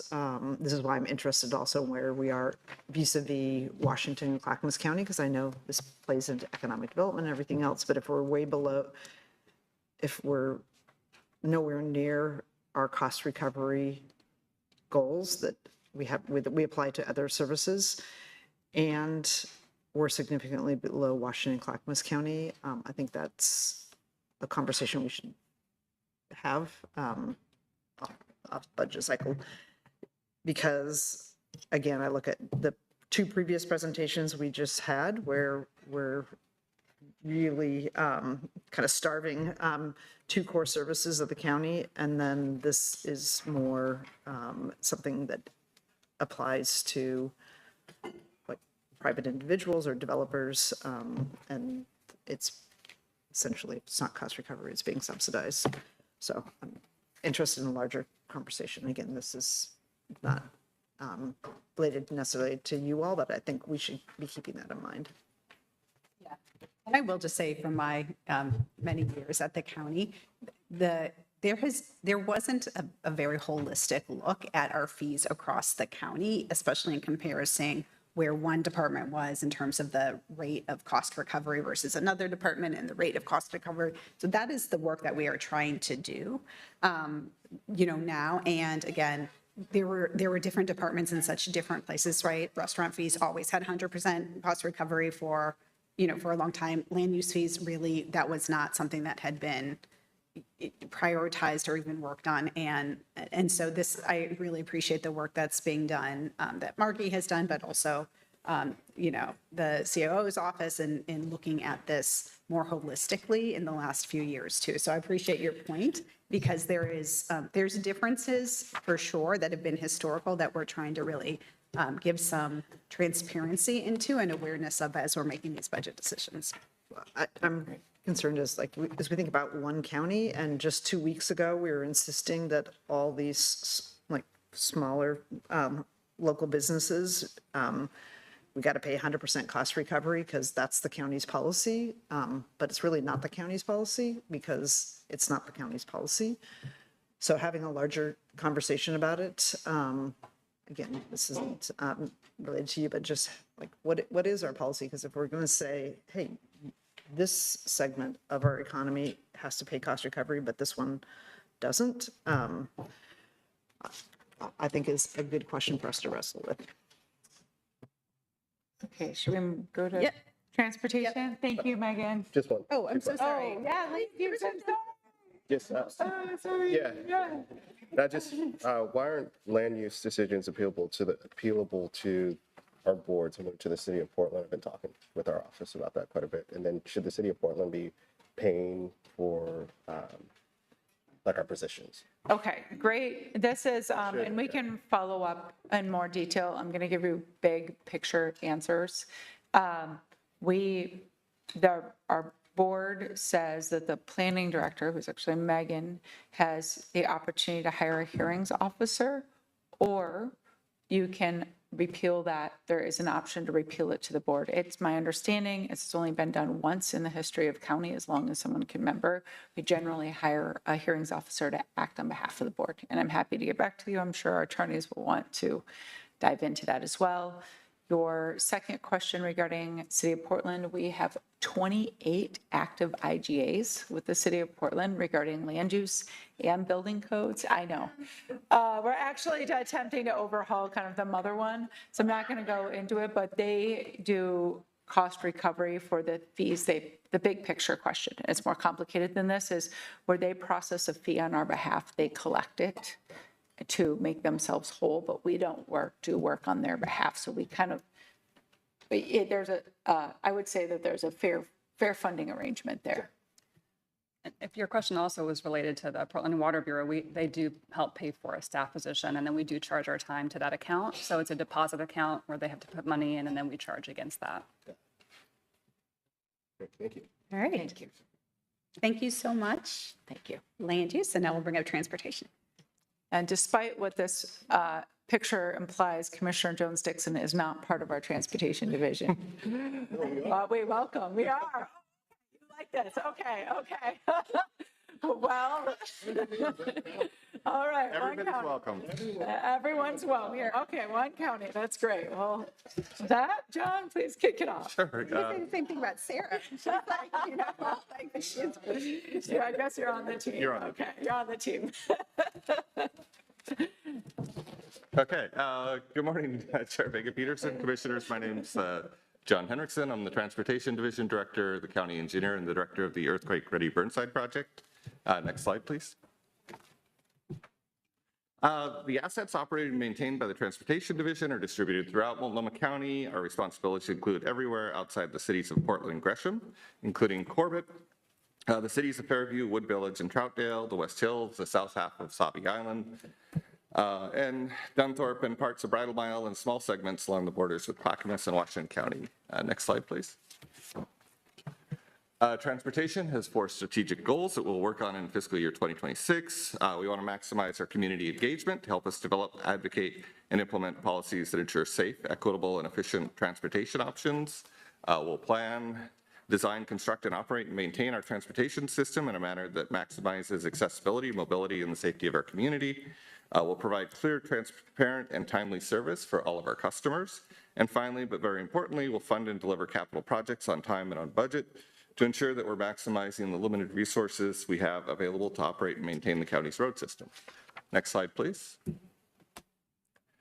There are only small changes in the transportation operating budget and our staffing levels for fiscal year 2026. Our staffing is decreasing by 0.35 people, which reflects changes in how we account for that front desk position that Megan mentioned, and then adding 0.15 of a DCS business services staff person to our budget to help cover the cost of financial services that support the program.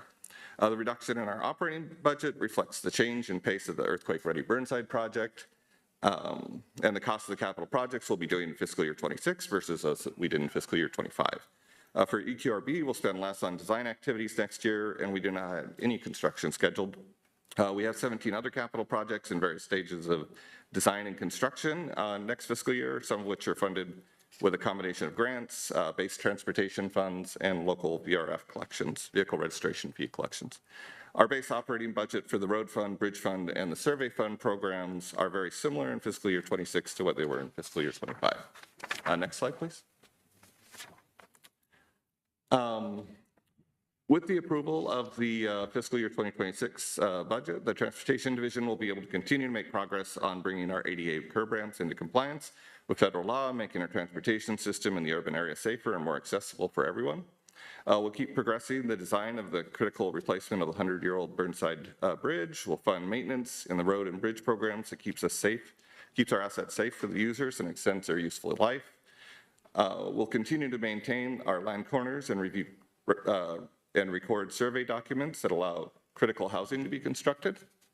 And we'll plan for future improvements to our system and manage the development of the right-of-way so the transportation system is in alignment with and meets the needs of the individuals and businesses that rely on it. There were some changes to our transit service in fiscal year 25, so I want to focus on that program a little bit to let you know what we've stopped doing and why, and what we'll continue to do. The transit service that transportation provides in the county is funded by the statewide Transportation Improvement Fund. The funds directed to Multnomah County allow us to operate urban job and community connector shuttles and a rural dial-a-ride service, which are all free to riders. Our urban job and community connector shuttle services provide a last-mile connection between transit hubs and high employment areas that are not served by regular TriMet service. Until February 2025, the county operated 3 urban shuttles, the Swan Island Shuttle, the Troutdale Reynolds Industrial Park, or TRIP shuttle, and our newest one, the Access Shuttle, which serves the Columbia Cornforth Alderwood corridor south of the airport and provides connections to the Coley and Parkrose neighborhoods. Last year, the county transferred the well-ridden Swan Island and TRIP shuttles to TriMet when they expanded their service, making our shuttles redundant. At the same time, we increased service on the Access Shuttle from hourly to half-hourly service in the morning and afternoon peaks. Finally, we continue to operate our rural dial-a-ride service that offers rides on both the east and west portions of the county, providing rural residents with connections to urban Multnomah County for medical appointments, shopping, and other trips. Next slide, please. The work in Transportation Division is done by a skilled and dedicated staff. We have lean road and big bridge maintenance programs supported by a small engineering group who will also manage $41 million of capital work in fiscal year 26. Our survey program manages the county land corner system and survey records for the entire county. Our bridge operations group opens our 4 movable bridges, and our planning and development group secures grants, manages development in the right-of-way, supports right-of-way and water quality activities for the entire department, and participates in and influences regional and state transportation initiatives. Next slide, please. The ongoing challenge for the Transportation Division is that our revenues continue to not keep pace with our staffing costs and the costs of needed improvements. Over the last year, we created a needs assessment for our program that looked at various scenarios for keeping or returning all or just parts of our system to good condition.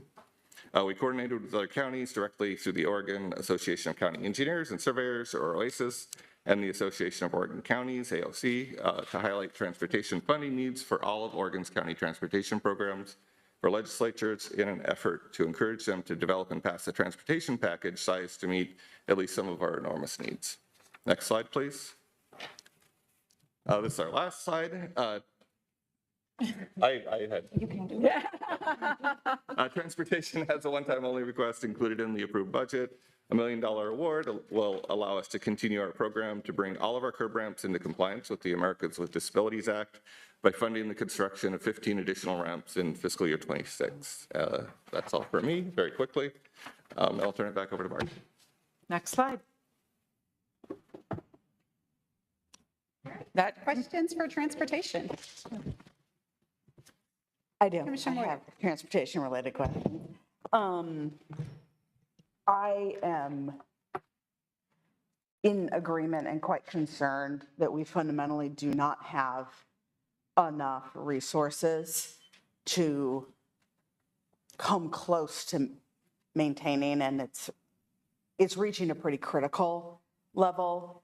And, you know, I think road maintenance for the roads that Multnomah County is responsible for is a core function of county government.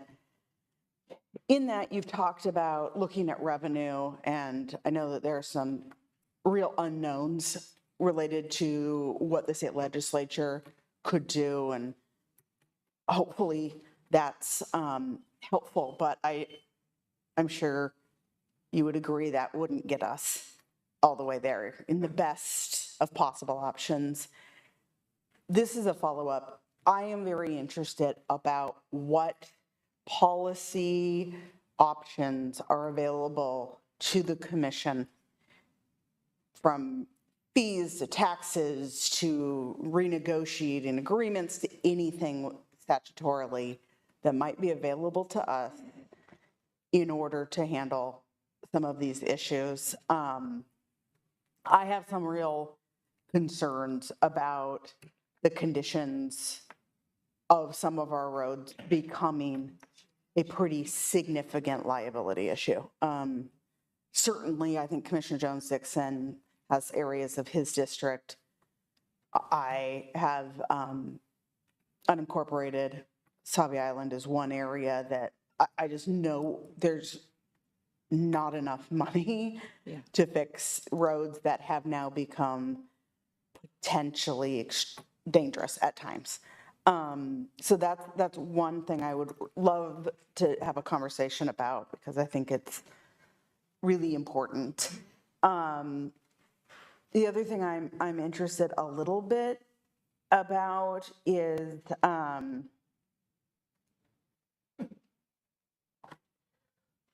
how in this new environment related to federal funding, I'm trying to get a sense of like where that puts the Burnside Bridge conversation, and you know, I crystal ball a little bit, but how has the situation from, let's say, a year ago and what we thought was our path, how has that changed Right. now? Okay. And how are we mitigating that, and what should we be thinking about? Great questions. I could talk about this all day, but I won't. Chair's looking at me because these are these issues around state, federal funding, what levers we could pull. So first, I just want to acknowledge we have done a lot of work. We have a great transportation policy team on just in general funding strategies. We'd be happy to provide you with. And one interesting note is if the bill for the state legislature passes a VRF and increases the state VRF, our ability to increase our own VRF increases. So that's one example of a lever we could pull. But we'll get you a more comprehensive memo on that. Second, the federal funding is very difficult. In fact, I'm flying to DC tomorrow to meet with transportation leaders who will be talking about this issue. Very similar situated projects around the country. Hearing a couple different things. You know, initially when the new US DOT came, there was a little bit of a scare of pulling back contracts or freezing contracts. That has since changed. It's a changing world where those who have some federal funds are allowed to go forward. What is not clear is which one of the programs, if any, and the BIP, the Bipartisan Infrastructure Program, are going to continue. I do know that new head of US DOT is saying in speeches that he loves bridges. But if that doesn't necessarily mean that they're going to keep the same program of the Biden administration, which is important to work really closely. I'll be meeting with Vicki and Pam and Thorn Run on Friday on this issue. Exactly what should we be assuming? What is our new strategy? So we're working on it. I just would add the JPAC trip as well is still planned to go to DC and have a lot of these conversations. Yeah, I'm going as there's a city, national city director, NACTO is meeting, so I'm going with other city and county directors. That's separate than the JPAC meeting in September to go lobby on these things, two different meetings. But, you know, I think I think we made a smart decision to move back the construction a year to give us time to figure this out. So thank you for the question. And then I think I'll just end, since I think this is the end of your presentation, right? Yes. Yes. I will end with saying that I felt like your department did the best approach to this budget cut of any other department. And that doesn't mean I'm not like heartbroken over some of the cuts. I am. I fundamentally think probably 8% is too deep for DCS to not be, as Commissioner Brim Edwards was pointing out, really starting to impact just core county functions. I agree with her on that. But I really appreciated how deep you looked at everything, your prioritization of service over valuable internal things. I don't think any of the things you're putting forward are easy to get rid of, but you know, I'm actually quite curious as like a post-mortem of this budget process of, you know, what was your approach that I feel like did the best job of any department of trying desperately to not lower what the public receives from DCS, even though 8% is a really, really significant cut. So I wanted to play that compliment because I don't think many people get complimented for how they cut budgets. Thank you. And they're not easy. And I don't think anything about this was easy, but I really did appreciate, because, you know, I really have tried, I'm sure my colleagues do as well, really look for anything that can try to lessen some of these blows. And many of the things I've looked at, when I got to your budget, you clearly already had.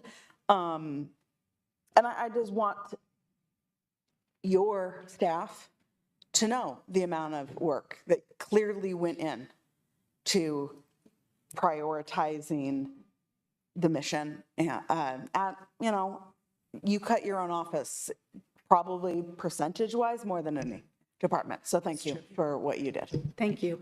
Any other questions? Because we are about 15 minutes late for DCA. Yeah, that's what I'm saying. That's why I'm opening up for last questions.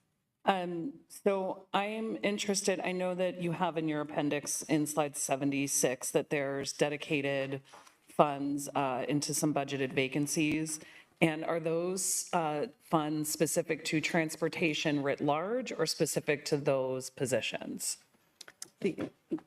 These are all On slide 76, these are all dedicated transportation funded positions. The previous slide before this are general fund positions. Right, but I think my question is, are the funds dedicated to transportation, so it could be for an actual project, or are they dedicated to these particular staff? Oh, good question. It depends. In general, it's a mix. Our road fund is a mix of gas tax and VRF.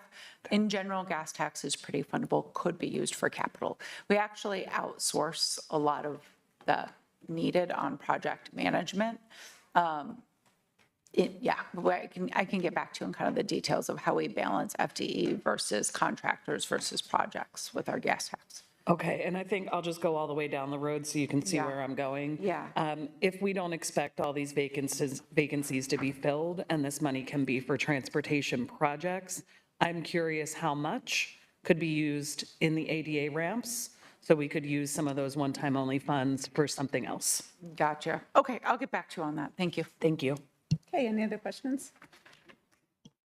Just looking at the CBAC report, and it's saying they don't support the ADA ramps as though, just given how scarce general fund dollars are, they didn't support the ADA ramps, so maybe share why you submitted those. Terry or Janelle, do you want to speak to that? Janelle would probably know. Or the most. your CBAC Or- person is or also. Terry, yeah.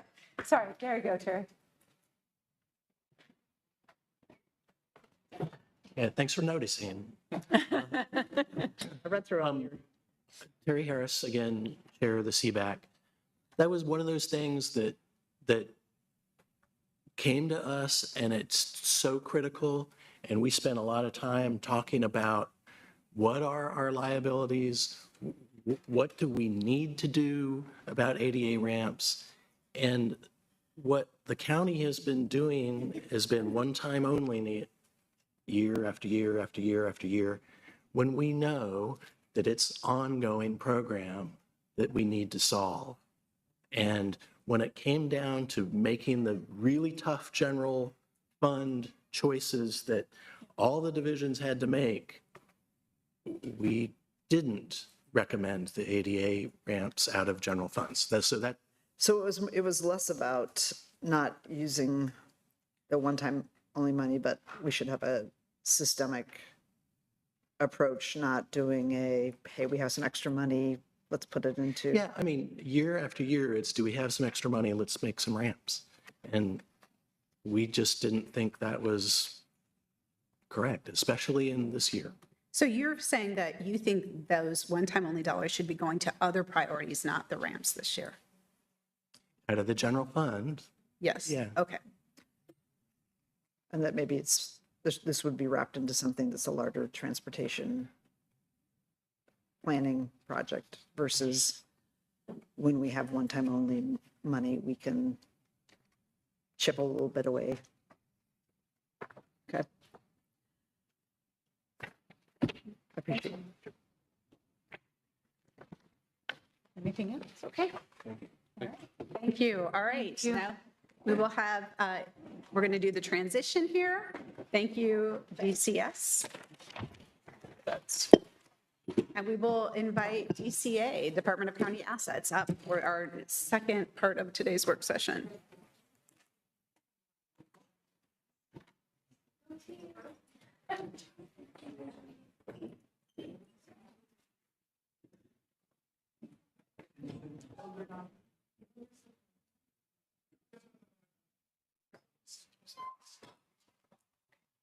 Tracy, that mic might, are we still having issues with that mic, Marina, at the end? It seems not to be today. Okay, so you should be okay. I know. The ghost in the machine.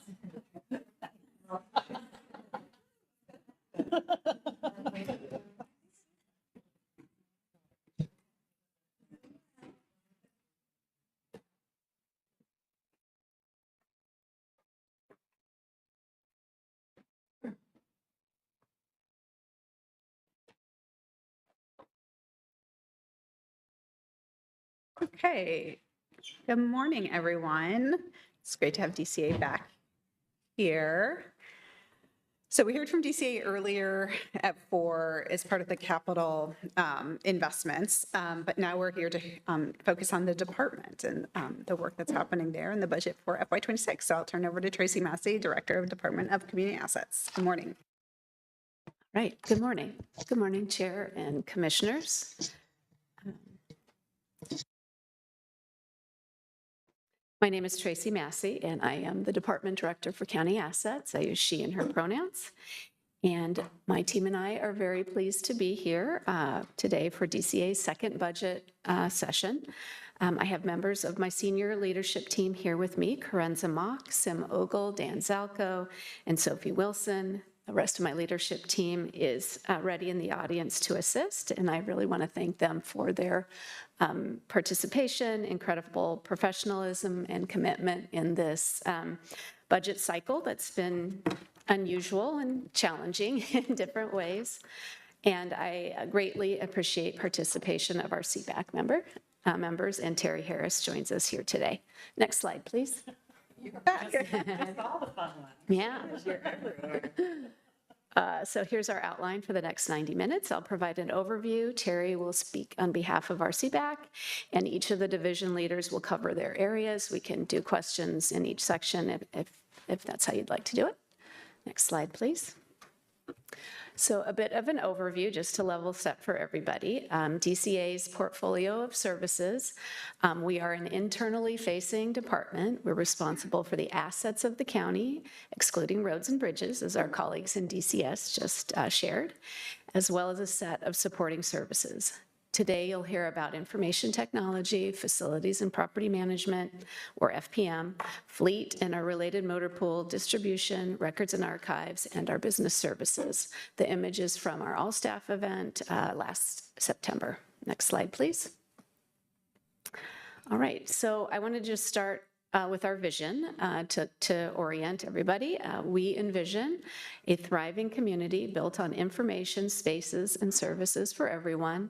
This vision aligns with the county's newest vision for a diverse, thriving community with a sustainable future where all are safe and connected and empowered to contribute.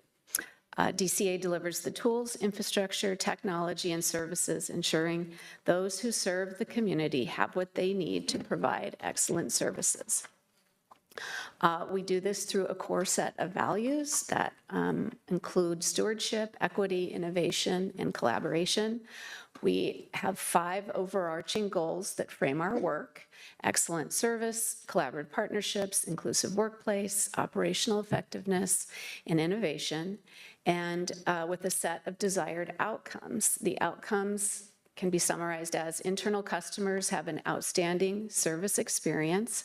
The county operates more effectively. We recruit and retain high-quality staff. Each DCA division has processes for continuous improvement, and the county regularly innovates. Next slide, please. All right, so who are DCA staff? We often say we are the people who serve the people. We're primarily in the background, buying assets, fixing assets, building or creating assets, with staff supporting making things run smoothly. And here are some images of staff at work. Next slide, please. All right, who do we serve? DCA has the privilege of serving the entire county. We are in a great position to identify one county opportunities. We work to understand the needs of our customers, the programs, departments, and offices across the county, and we develop relationships to work collaboratively to develop solutions. In the appendix on slide 89, you can find a sampling of key projects and services delivering outcomes for our customers. Next slide, please. And now I will turn, with that introduction, I'll turn it over to Terry. Good morning again. Good morning again. I'm Terry Harris. I'm from Hillsdale. I'm first-year member on the CBAC for DCA and DCM. Again, thank you for this opportunity and to participate in the CBAC itself. Shown on the slide are our other members, Chuck Woods, TJ Anderson, and the co-chairs Jenna Lewis and Ben Brady. Ben presented at your capital projects workshop, and I think TJ presents tomorrow at the DCM meeting, as I recall. Next slide. So in putting our recommendations together, again, we tried to align with some core values and principles. Public money needs to be used responsibly. Agencies need to be accountable. Budgets are moral documents and commitments to the most vulnerable. The county workforce needs to be treated fairly, with health and safety prioritized, and transparency to the public. And again, in this difficult budget environment, priority was given to continue core essential services with particular attention to marginalized community members, and improvements to organizational and operational efficiency. And then priority again given to cost reductions, public safety, strategic planning, and economic recovery. Next slide.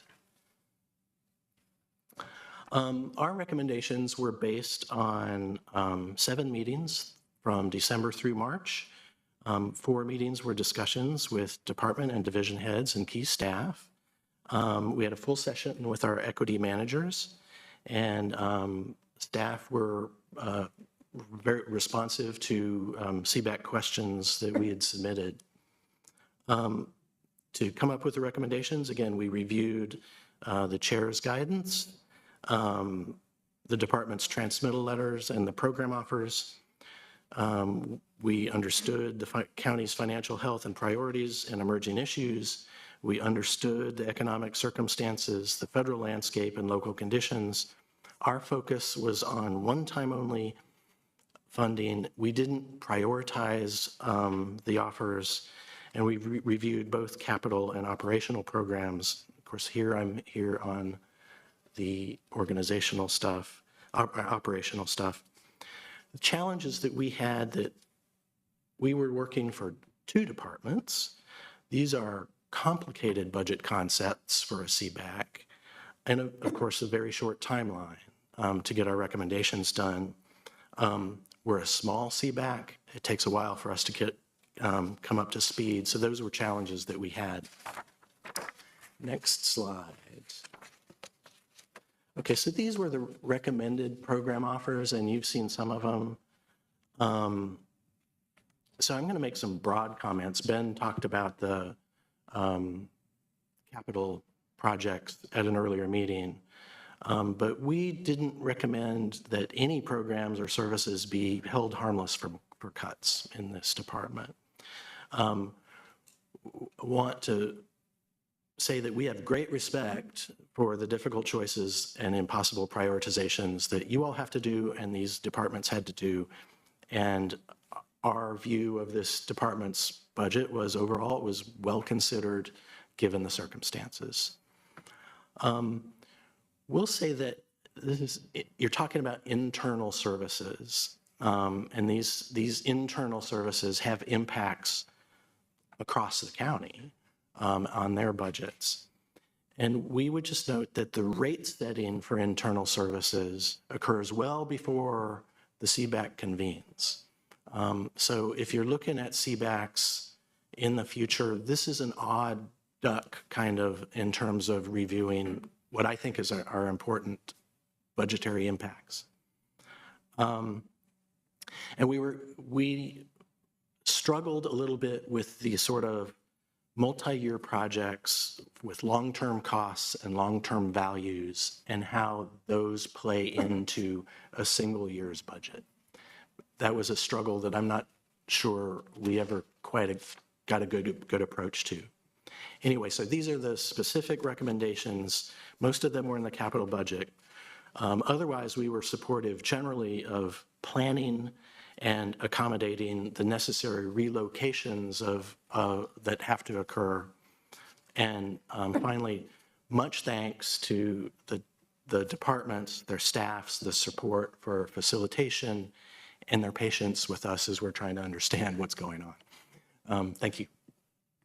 Thank you so much. Appreciate you doing double duty. That's great too. I appreciated it too. It was very interesting. Yeah, thank you so much. Thank you, Terry. Really appreciate you being here. Right, next slide, please. All right. Okay, we're going to move right into the budget numbers. So if we go to the next slide. Okay. By now, you are all very familiar with how this slide is laid out. It's far in the budget cycle, but DCA's approved operating budget for fiscal year 2026 is $516.7 million, comprised of an operations budget of $214.3 million, a capital budget of $302 million, to add those two together. Our approved operating budget reflects an $89.8 million decrease from the fiscal year 2025 adopted operating budget, which is a 14.8% reduction. This reduction is due to a reduction in our capital budgets, which we discussed during our April 30th budget session, and primarily due to decreasing funds for the library capital bond program. Operations overall increased $14.3 million year over year and will be discussed in the division slides. You can see we have 405.5 FTE, a net decrease of 1 FTE from the last fiscal year.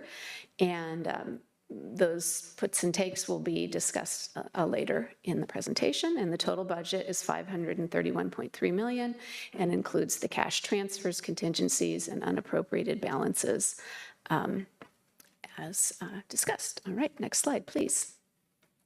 Just a little bit of math here showing the calculations of how we get from the operating budget to the total budget.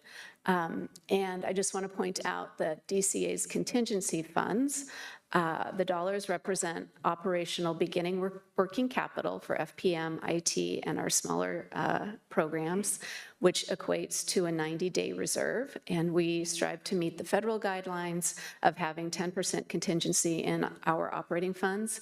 We are still working to get our IT division to the 10% threshold, but all of the others have that budgeted. Next slide. Well, wait, hold on one second. Not quite. Next slide. The internal cash transfers of $7.5 million represent, are there for a variety of reasons, including $5.9 million transferred from the Homeless Services Fund, $313,000 for fleet auction sales revenue, and $900,000 related to Behavioral Health Resource Center Fund for parking lot improvements. Okay, next slide, please. This slide presents an important point of clarity for our presentation today. Our presentation is focused on DCA's operations budget, and this is our operating budget less our capital budget. That equals our operations budget. Next slide, please. Okay, our budget approach. In this constrained budget cycle, we focused on key service priorities. Much of our operations budget is focused on keeping the lights on, so ensuring compliance and effectively managing ongoing demand for new services, while also aligning with our Think Yes customer service commitment, which means centering the person, understanding the problem to solve, and offering solutions, which may mean one county and not unique, which is sometimes how our departments like to be. We framed our decisions and how we developed our budget, which was from the ground up. We leveraged our DCA strategic plan, a one county approach, using the equity lens and our equity matrix, and obviously the constraint. These factors led to DCA's 2026 budget priorities, which are the reductions we proposed were designed to minimize impact to essential services. There were strategic or mandatory new ongoing investments in information technology, small investments to maintain essential infrastructure and services, and funding for facilities and IT capital projects that were already in progress. Next slide, please, and I'll transition to Sophie. Justice, hello, good morning. Hello, Chair and Commissioners. My name is Sophie Wilson, and my pronouns are she and her, and I serve as the DCA Equity and Inclusion Manager. I presented DCA's equity and budget process to the board on April 29th during the Equity and Budgeting for Fiscal Year 2026 Budget Overview led by the Office of Diversity and Equity, So it's good to see everyone here again. This slide may look familiar. So the table on your, I believe, left shows the equity matrix designed and built by our department. It was used by the DCA leadership team in our department's budget prioritization process to rank potential reductions and additions to our budget. The weighted matrix is divided into 3 sections, mirroring the chair's 3 priorities for DCA: safety and security risks, equity, and then finally the impact on county departments and non-departments. The numbered list on the right-hand side of our slide is our program offer review process. There are 7 steps to this process, which I will briefly summarize. So in step 1, my team and I developed a training for DCA staff on how to evaluate a program offer with an equity lens. Participants who completed this training became DCA equity and budget reviewers, and the same training was also provided to our DCA managers. In step 2, I developed the DCA Equity and Budget Toolkit, which was inspired by the county's budget equity tool, our equity and empowerment lens, and the county's mission. Managers were required to use this toolkit to ensure that equity was embedded in all of our program offer proposals. And I was also available to consult for one-on-one questions. In step 3, the DCA Equity and Budget reviewers reviewed a select amount of program offers using the DCA Equity and Budget Reviewer Toolkit. And in step 4, managers received that feedback and made edits based off that specific feedback.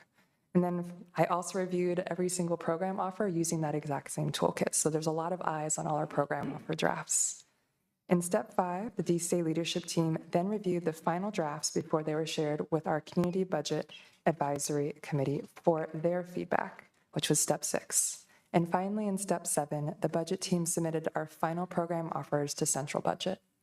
I want to summarize by saying that we will continue to use these budget trainings and tools to prioritize equity in all of our work. And I will now pass it back to Tracy to speak on the next slide.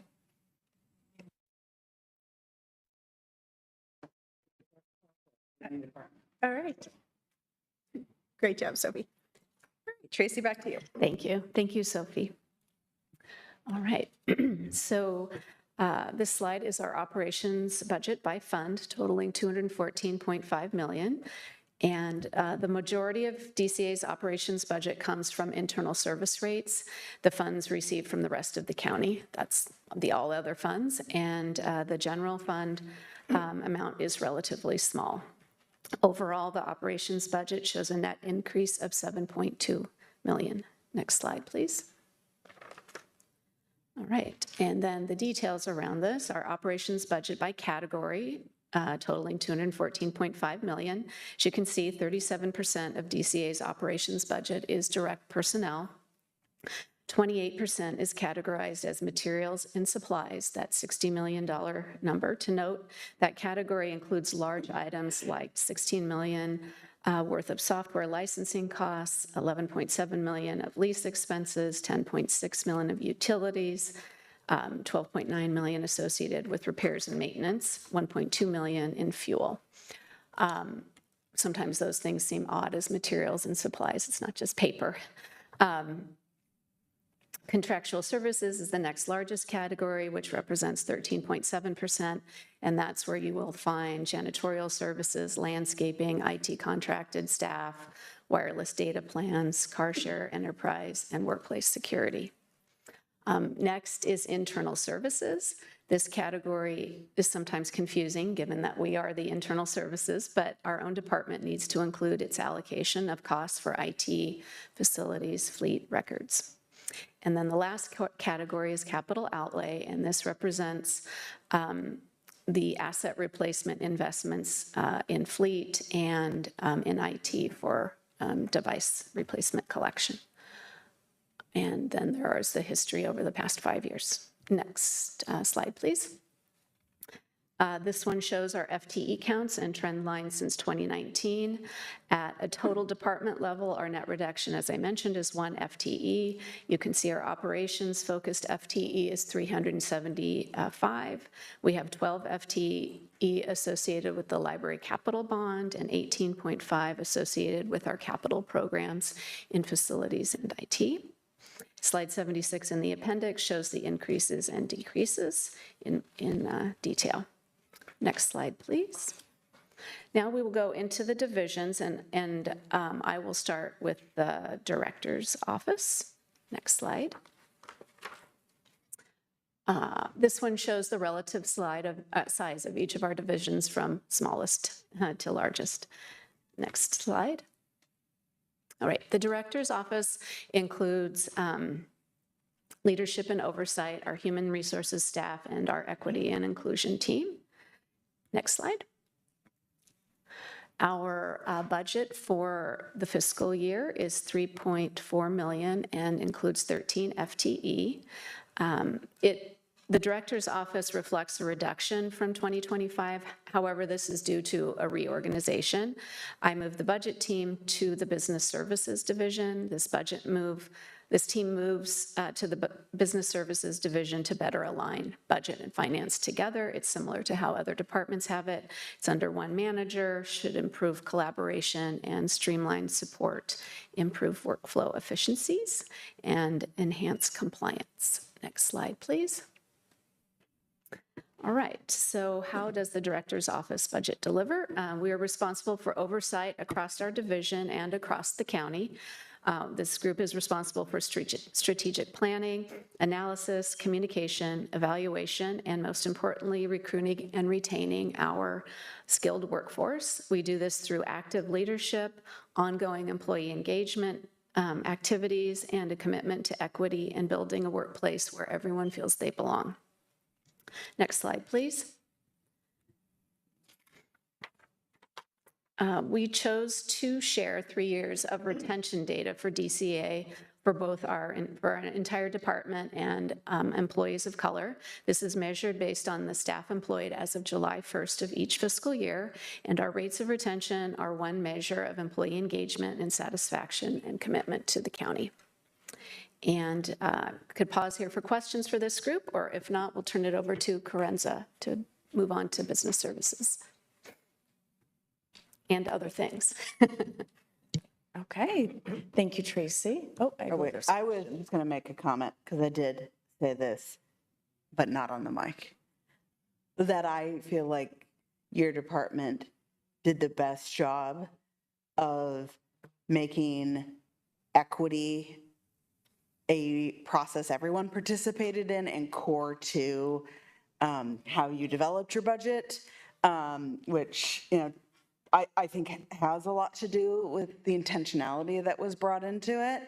And, you know, I think this is something I'm interested in, again, after the budget, learning from and seeing how your approach can be the county's approach, because I am really pleased with feeling like it was not a side project or an afterthought, but it was actually core to the process. So kudos to all of you.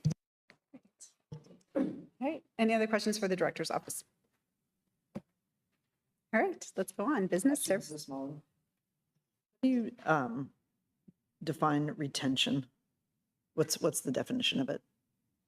So Slide 26. Yeah, how we calculated that. It's based on the employees who were employed on July 1st of every year. We pulled out people who, and then we looked at reasons for leaving. However, we pulled out retirement, so we didn't count that in the rates. But is it retention for a certain period of time? For the year. For the year? Yeah. Okay.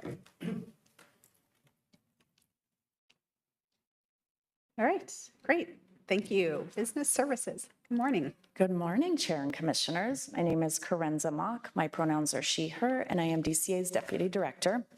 DCA Business Services Division is comprised of purchasing and contracting, as well as budget and finance. Next slide, please.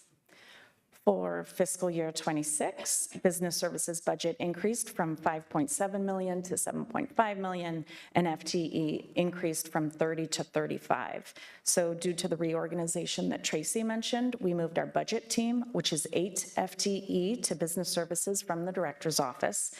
And unfortunately, due to the budget constraint, we reduced 3 FTE from our purchasing team, which I will detail in a few slides. So the budget and FTE increase is due only to the transfer of 8 personnel into the division minus our 3 reductions. Next slide, please. So as stewards of public funds, Business Services performs core accounting functions, maintains internal controls, and ensures compliance with established accounting and contracting policies, standards, requirements, and best practices.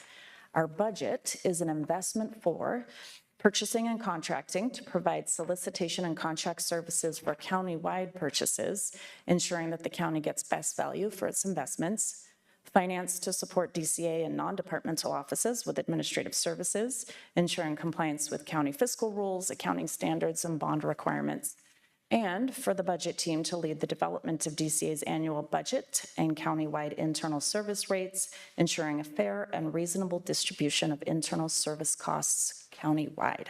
Next slide, please. This chart, some of you have seen before, so this is an update to previous years and illustrates DCA's procurement and contracting activity. So might be a little bit difficult to see the colors on the screen. The sourcing events in blue, which is that top line there, are essentially solicitations for goods and services like invitations to bid and requests for proposals. Non-sourcing events in orange, in red here, so that middle line, it looks like these have switched around, so apologies. So the sourcing events are actually the ones in yellow there at the bottom line. So that's your ITBs and your RFPs. The non-sourcing events are those that are in red, and those are where there are exceptions for conducting a solicitation, such as being under the dollar threshold or an emergency exception exists. And then contracts and amendments, which is that top line there, could be purple, could be blue. They are the result of sourcing and non-sourcing events. So that's where we draft and negotiate the contract, or we amend an existing contract.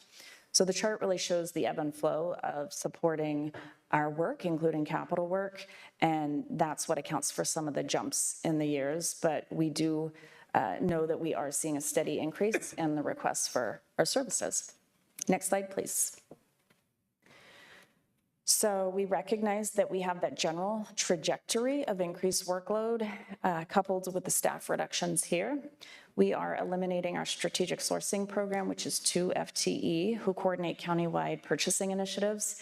This is separate from DCA's usual enterprise-wide purchases, as this strategic sourcing program coordinates a relatively small volume of contracts for other departments. This restructuring enables individual departments to take direct ownership of their contracts and therefore hopefully streamlining the process. The third reduction is a project manager in IT purchasing. This position is key in drafting and negotiating our IT contracts. Unfortunately, this position was vacant and included as part of the general fund constraint. Next slide, please. Next, I will discuss the Fleet Distribution, Motor Pool, and Records and Archives Division. Next slide, please. The division's budget increased from $26.5 million to $29.1 million, and FTE increased from 27.75 to 28 FTE. The budget increase is due to the increase in personnel costs, so COLA and step increases, as well as adding an inflation factor into our Fleet Asset Replacement Fund. The 0.25 FTE increase is due to a transition of the funding for the Motor Pool and Distribution Services Supervisor. The Facilities and Property Management Division funded that 0.25 in the past, but we have a different support structure, so we realigned that funding. Next slide, please. And in this division, I'll start with Fleet Services, and this is an illustration of some of the ways in which Fleet supports our county services. Next slide, please. Fleet provides effective and timely responses to requests for vehicle purchase, maintenance, repair, and disposition. The fleet budget is broken out into 2 areas.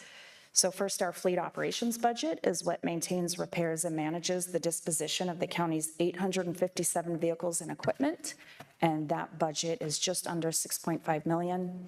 Second, our Asset Replacement Fund manages the inventory and replacement program. So this is essentially a savings account or capital investment fund for vehicle replacement. That budget is approximately $16.7 million, and we purchase approximately 60 vehicles a year using that fund. Total FTE for fleet is 12. Next slide, please. I'm sorry, can we pause between these like we have with others and go back to business services? Yeah, absolutely. I'm having tough time making sense between the budget book and the slides. It looks like in business services, on your slides on 28, there's 5 FTE increase. So Can we go back to can we go back to slide 25, please? Or 28, I'm sorry. So what are, and then we've got a 3 FTE reduction on another slide. So where are the additions? I'm having a tough time tracking that down. It's okay. Those were the 8 that moved from the director's office to business services. Those are our budget staff, so no changes there. Gotcha. Just moved those 8 over to the other division. Thank you. And then in the one, sorry, I'm jumping around on slides, Marina. Slide 31, program offer 78105. What does it mean? Activity will be absorbed into each department's procurement and contracting. Does that mean it's already work that they can absorb? Is it new staffing we will see elsewhere? Yeah, it'll be a transition for sure. We are collaborating with Department of County Management on what the impact is going to be. So there are several contracts that have changed over the years where they go from centralized administration to departments administering themselves. There's different needs with contracts. So laundry services, for instance, looks very different for different departments, different contracts resulting from that. And so years ago, somebody decided for it to live in DCA, and it makes sense now to make the transition to decentralize that service. And for us to not slow things down in some ways, there is a added benefit, but there is also a benefit to departments having their own contracts But we don't know if that will require additional staffing within the departments. Is that what you're saying, that that's something you'll look at during this transition period? It should not. It would actually be the same amount of work for them. So they will still have the need for laundry services or interpretation services. And in the past, it might have been that DCA conducted a solicitation on behalf of all the departments. However, now those solicitations, and we have a list of, I think there's 15 or so impacted areas. Some, a majority were very small and department specific, including DCA, so we'll reassign those to within DCA. There are things that people were doing already. I believe there were 3 or so areas that impacted other departments and or multiple departments. And we will ensure there's a smooth transition there and be a resource for people and absorb that in the coming year or so. But there certainly will be little to no impact to those departments. Okay, I'll be interested to just track that because I understand what you're saying, but it sounds like we haven't quite yet done the work on the ground to know. And I just want to make sure that we're actually saving money and not just increasing it somewhere else. So I'll be interested in this implementation. Yeah, it's a great point. Thank you. Sorry, thanks. You can go on with fleet unless other folks had questions on business services. I had a general question about just the overall department budget. So it appears that just if you take out the capital, that from the operations side, the budget is increasing. So, but there's reductions. What constraint did you end up taking in the operations side of things? Well, overall, we had a net increase of about, I'll have to get the number specifically, 1.something%. We took a number of reductions. We had add back. I'll look it up while we're talking here. I think we get into some of those details as we go down through the rest of the divisions. But overall, there was an increase. Yeah, overall, we have a 7.2% increase. And that has to do with COLA and all staffing adjustments along with the add back. So we're going to go into all of those as we go through the IT and facilities divisions. And this is just a general comment since, and again, nothing to the department in front of us, but just having sat and listened to a department that took some very major cuts. And this is, again, last year we had, some people had constraints, other people haven't. It's just the sort of the consistency. And I guess I'm interested in a larger budget conversation about the lucky departments that have their own revenue streams that aren't constrained and those that don't, and what the impact that has on just core county services. Again, this isn't related to you, but it's hard to listen to some really core county services talk about, you know, cutting things, I believe, below our base level because they don't have a revenue stream that gives them an increase. And then departments that have their own revenue stream that are taking fewer cuts. So just. I do want to clarify, we did take a constraint in the budget cycle, right? And it comes through as part of our rates. The items that we added back in were all mandatory. And so if we could go through that, you could be able to see the difference. And then Yeah, and why don't we, I mean, because DCA is different because we do a lot of the constraint process before we do the rates. So why don't we provide for the board a little bit of the history of that? Because I think that adds to what the conversation we're having today.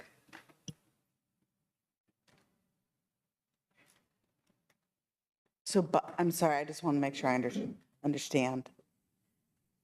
So in your internal process, you looked for a way to constrain the amount you're charging other departments, is that? we worked through a 5% constraint scenario with the budget office and the chair's office.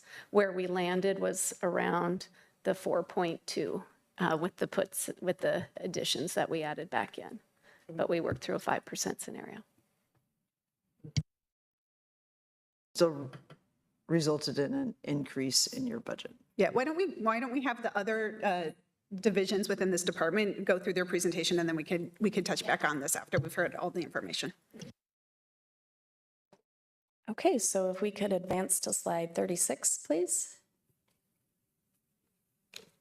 Unless we needed to go back, let's go back to 35 just to make sure, because I think that's where we left off.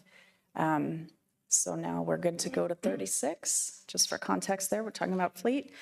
And so this slide is helpful in showing who owns our vehicle assets by department. There are a total of 857 vehicles. MCSO has the highest number of vehicles, followed by DCS and then DCA. These numbers have remained relatively steady both by department and total for the last several years. Next slide, please. So Fleet collaborates with county programs to purchase and maintain the vehicles they need to serve the community. I think we're especially proud that our vehicles are a means for county programs to bring health, justice, and public safety services to our most vulnerable populations. Centralizing these services removes the burden of asset lifecycle management from county service providers, and then that maximizes their time to work in the field. Next slide, please. This shows the percentage of vehicles out of service less than 48 hours. One of our goals is, of course, to get the vehicles back on the road as soon as possible. When vehicles are being serviced, oftentimes county services can't be provided, and we recognize our role in that. We had a little instability due to COVID, but we are stabilizing and approaching our target of servicing vehicles within 48 hours, at least 50% of the time. Next slide, please.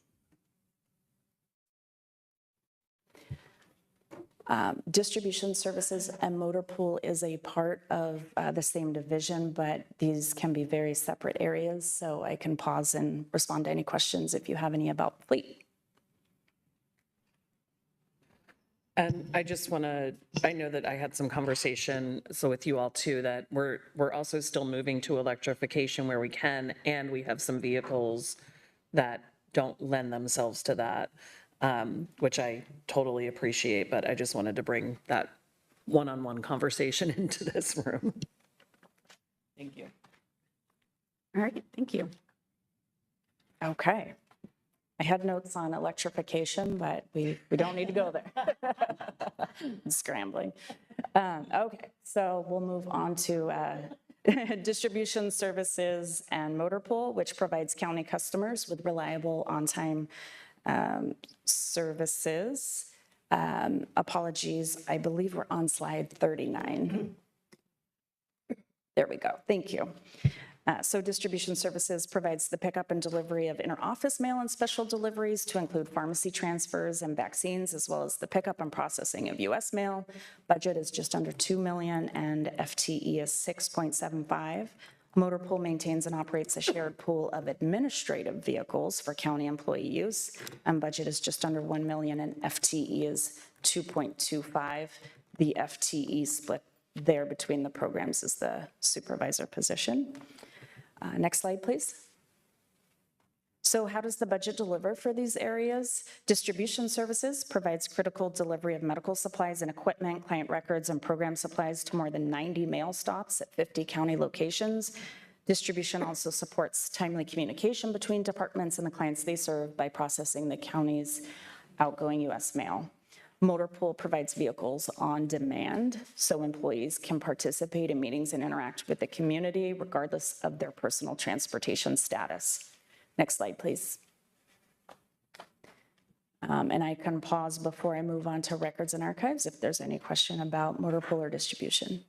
This is a general question, and it may not be the right time to ask, so you can do it as a cleanup answer. It somewhat relates to the fleet management. I'm just curious, overarching, whether the county has done a long-term, like owned and operated emissions study for both our facilities and also our operations, what our greenhouse gas emissions are. And then how, because my assumption is our owned and operated, you're the department that probably has the highest like ownership of operations that actually have greenhouse gas emissions. And then how is that overlaid across your how you approach your work? Is there an overarching target? I did just a quick, like the whole budget assessment, putting greenhouse gas in it, and I didn't find really anything that looked like we have a plan across our operations to reduce greenhouse gas. And the reason I'm asking this question is going to go back to the climate plan that we have out for public comment right now, where we're asking a lot of other entities that we're going to be lobbying them to make reductions. And I'm looking at this department as the one who probably owns, and it's not personal, but owns the greenhouse gas emissions, just because of what it is. So I'm curious how that, and you can answer at the very end if there's another logical place. Yeah, I mean, I'll answer a little bit here, and then I think we'll provide some information in writing. We have worked for many years collaboratively with the Office of Sustainability in terms of tracking our emissions across the county. We track our goals annually. We look at ways to reduce. Dan might talk a bit about it from the facilities perspective. Certainly, we're going that route related to our fleet, ultimately transition over time. I would just rather have us put it in writing so we're not, quoting numbers that aren't accurate. I mean, having just done this with Portland Public Schools, it's whether it's utilities, buildings, construction, vehicles, all of those things, again, because they tend to be in DCA, generally there's an overall measurement, and then what's the longer term plan to get to net zero? Yeah, and I think Tim Lynch did a lot of this work as well in the Office of Sustainability. So because when we had the 20 by 50 resolution getting to, 100 by 20 resolution, I don't know why, getting 100% clean energy by 2050, there was a lot of work that was done is looking at the county's current, emissions and what we would need to get to net zero. And I know that they've been updating that work since then. So we can, DCA, if you want to provide an answer, and then we could also reach out to Office of Sustainability. Well, I'd love to get an answer, but I also know that, and again, this is also what I did in my other professional life, it has to be baked into the departments that actually are doing the work, and just not seeing it across. Be seeing it necessarily in our work, but in all of our building projects, the construction projects, all of that work, it is baked into that And Dan, I don't know if you'll touch So on that in a do bit. we have and you can provide it after, like, here's a trajectory where we get to net zero in our sort of owned and operated? Yeah, Commissioner Brometters, Dan Zalco, Division Director for Facilities. As Tracy noted, working with the Office of Sustainability, they've taken the lead in tracking greenhouse gas emissions across county operations. And I don't recall what those trajectories show. We do show by a certain date getting to some levels that we will prepare for you with their office, but I don't recall the exact targets. I'd love to see it against our owned and operated. Yeah, including, you know, the jails and everything else. Thanks. Yeah. Great, and that county resolution is 2017-046 for 100% renewable energy by 2050 and was affirmed in County Resolution 2021-025. Okay, so on this slide, records and archives. This program makes county records and archives more accessible to the community and county staff. The records part of the program helps ensure that county records are accessible, organized, and legally compliant. Records advises departments on the rules surrounding their records. And then the archives part of the program stores and preserves county archives for items with enduring historical value. The budget is approximately $2.9 million with 7 FTE. Next slide, please. This slide illustrates how the archives team is preserving and making historical records available to the public. In fiscal year 24, and I checked the colors, is represented in green here. The running total of preserved and available records was 3,018.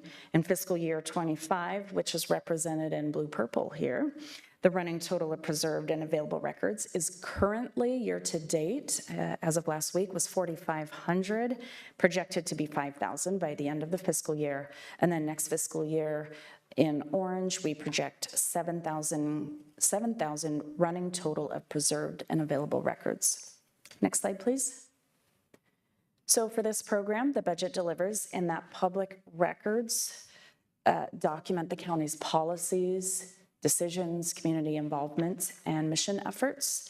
Public archives preserve historical county records, and the archives, the Records and Archives program ensures public access to inspect both current records and archival materials. And if there are no questions, I will hand it over to my colleague, Sim. Any questions on records and archives? I just recommend everybody take a trip if they can get up there. All right, Sim. Tell me again where they are located? Where's the archives? Yeah, they're located out at Yon. So, which is where? It's 190th. Yep. And yeah. Off a start or off a division. Yeah. And we would welcome a visit from any of you. Yeah. Having a chance to go up there. All right. All right. Good morning. Still morning. Thank you, Karenza. Good morning, Chair and Commissioners. My name is Sim Ogle. My pronouns are he, him, and I'm the Deputy Chief Information Officer. Would you mind advancing the slide, please? Thank you. We can actually go one more forwards. So technology and IT are essential components of county operations. You've heard me say this before, but IT is a force multiplier enabling and impacting the organization, our community and voter-supported initiatives. Through excellent customer service, IT equips staff with the technology and tools they need to do their job. This also supports county strategic goals. The tools we provide include the applications, devices, and software used by all of our staff and the digital services used by our community. An organizational chart representing the teams in the IT division is also shown on this slide. Next slide, please. This slide provides an overview of our operations budget and FTE trends from FY25 to FY26. And I'll read this from left to right. Our operations budget increased to $82.5 million. That's a growth of 6.3%. Our FTE decreased to 188. That's a reduction of 0.5%. It's important to note that even when we're in a constraint year, the county can make decisions that have the effect of increasing IT's budget. For example, adding a new piece of software We also have security and other mandates we have to comply with at the state and federal levels. Operations increases include the fact that our contracted software costs grew on average 11% in FY 2026, as well as cost of living adjustments for staff. The FTE count reflects positions reduced and added in FY 26. Next slide, please. This slide provides an overview of our IT operations budget by category, again totaling $82.5 million for FY 2026. I've summarized them by category to make it easier to read. 61% of our operations budget is related to personnel, which also includes contract staffing. 27% is related to materials and services. Think of the software and services the county uses everywhere. This also includes repairs and maintenance for equipment and printers countywide. 8% is related to power and other internal services costs, and 4% is related to capital outlay or asset replacement. This was discussed in our capital budget presentation. The table at the bottom shows trends from FY 23 to FY 26. Next slide, please. Through the budget, IT supports the organization's technology needs, which in turn enables the departments to support the community. The county continues to steadily expand its IT footprint. I could have picked any of our metrics, they are all growing, but I chose to illustrate this by showing how the total number of wireless devices and laptops IT supports increases 5% year over year. Next slide, please. Through the budget, IT also provides information security. This is the protection of our networks, our private data, and our systems. This is important because 1.7 billion phishing emails are sent daily targeting government employees. In fact, since ChatGPT was introduced in 2022, attacks have increased in sophistication and at a staggering volume of 1,300%. And ransomware attacks against local governments have become 38% more successful. This is because the phishing emails have become so convincing. The good news is that IT tools block 8 million known or verified malicious emails per year, or about 31,000 daily. This is a 27% increase over 2024, and we expect the number to increase again significantly in 2026. Our information security staff manages 475 cyber incidents per year and 284 privacy incidents. Investigations range from a couple of hours to hundreds of hours in scope. IT will provide a special information security briefing to the board after the FY 26 budget process wraps up. Next slide, please. This slide shows IT's customer satisfaction ratings for our IT help desk. The outcome is the percentage of customers rating the IT help desk satisfaction as 4 or higher on a scale of 1 to 5. Our baseline goal is 90%. This is an industry standard. And as you can see, the actual satisfaction rate has been steadily higher at 96%, and in FY 25, as of May, has risen slightly to 97%. This is a key performance indicator for the division and recognizes the outstanding work of our help desk team. This rating is actually higher than peer organizations nationally. Next slide, please. IT listens to the organization through interviews and surveys, and from this we develop a countywide digital strategy. Our current strategy runs from 2025 to 2028. This strategy contains 5 goals aligned with customer and county needs. One of these goals is to improve data capabilities, which is our #1 requested service. And the goal of this is to advance data-driven decisions through a holistic data management program and innovative data technologies. The following slide will discuss this in more detail. Next slide, please.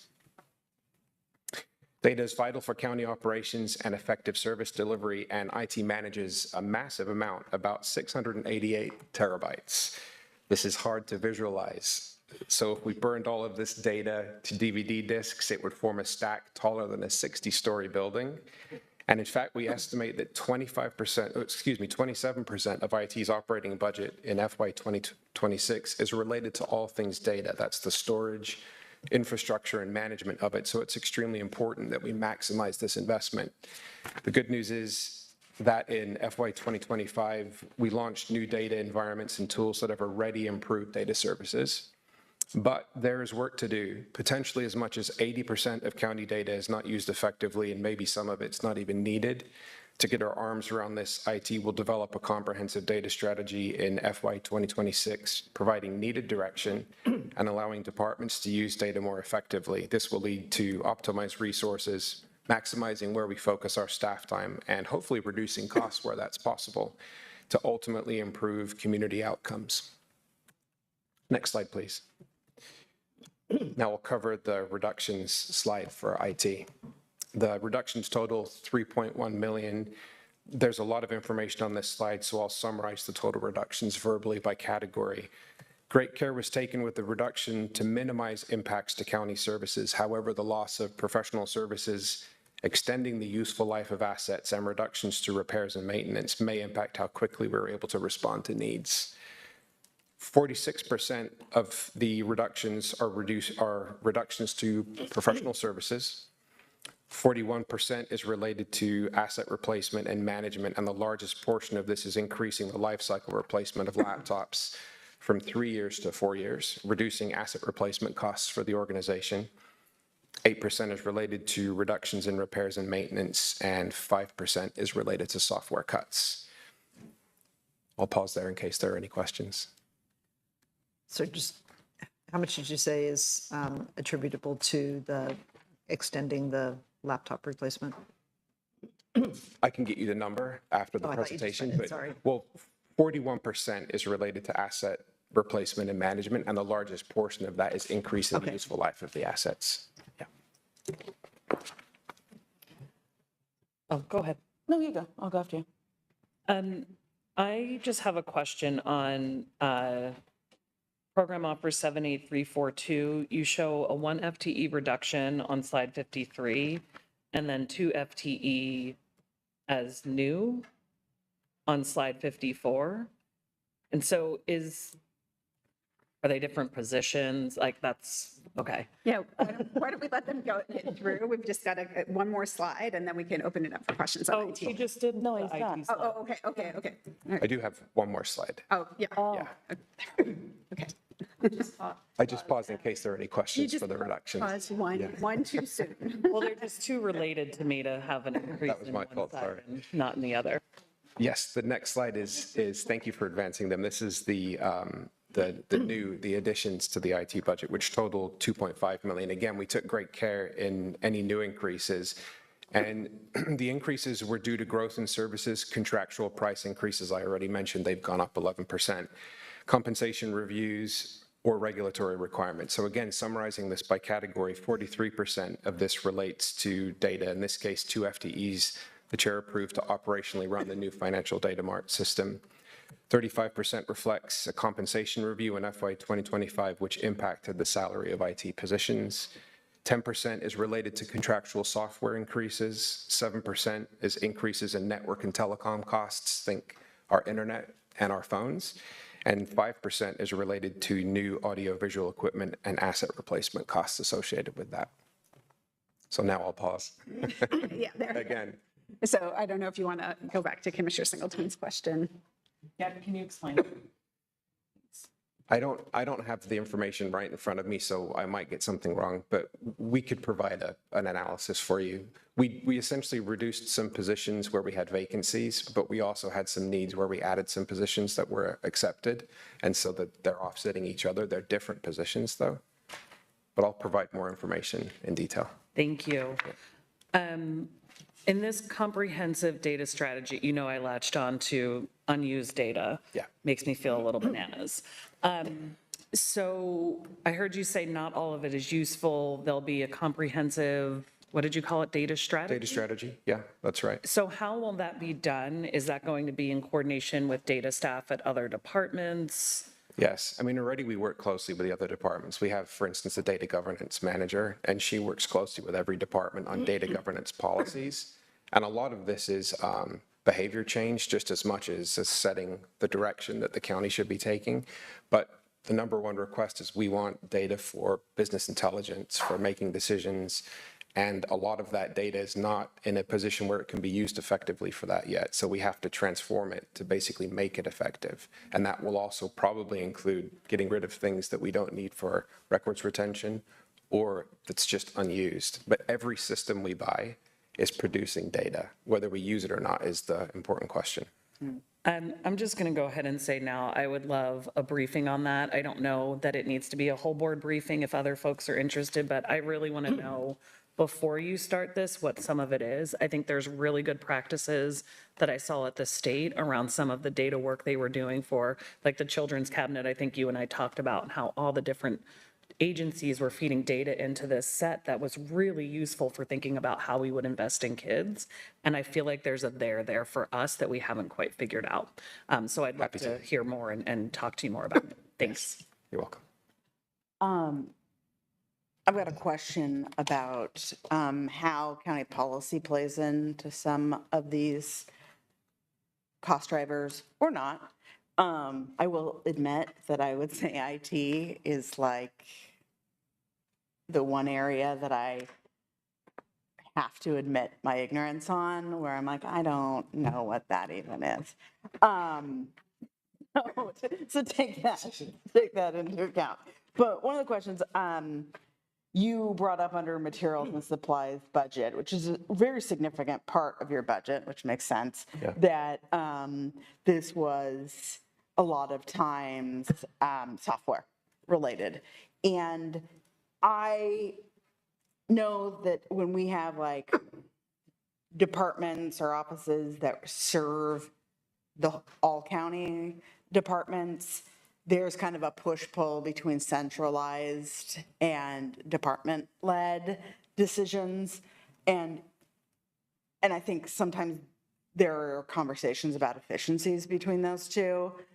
I don't know if there are current practices related to what softwares we subscribe to and make available, what database systems we're operating, and even within our data analysis that happens, many, if not all departments kind of have some level of staffing related to processing data to inform policy.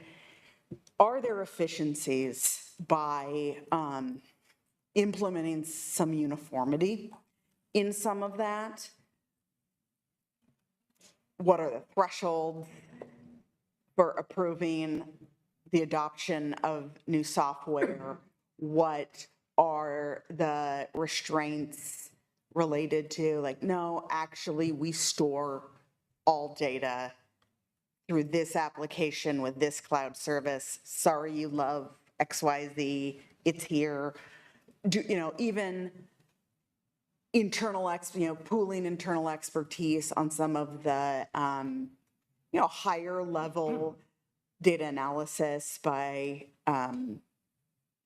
having, master's level statisticians or whoever who don't necessarily belong to a department but can do some of that like more complicated analysis using, even what software we use to analyze data like SPSS versus, these kind of very wonky uses of data. But, I worry sometimes that there's always going to be a push-pull between decentralized and centralized, but for the purposes of looking at our budget moving forward, not just this year and our constraints, but over the next several years, are there policies that this body should consider that would allow us to achieve some savings while still being able to have access to what is required to do the job? That's kind of that push and pull that I'm looking for. Obviously, you can come back. But if you have like a high level thought, that'd be great. Well, for not knowing much about IT, that was an excellent observation. There's a very thoughtful approach at the county to this. There is a policy that governs how software is procured, which is MCPR 335. There is a strategic software team in IT that looks at exactly this. How can we reduce, say, 10 different project management tools to 2 that we support really well for the purpose of uniformity and saving money? So we are doing those things right now. The county's actually really good at this in general, and we have very clever staff in the departments that do these things as well, usually in cooperation with us. I'd be happy to talk about it in more detail. It's a really long answer, though, so I probably shouldn't do it today. Thank you for the question. Thank you. Other questions for IT? Question. This is a more general one.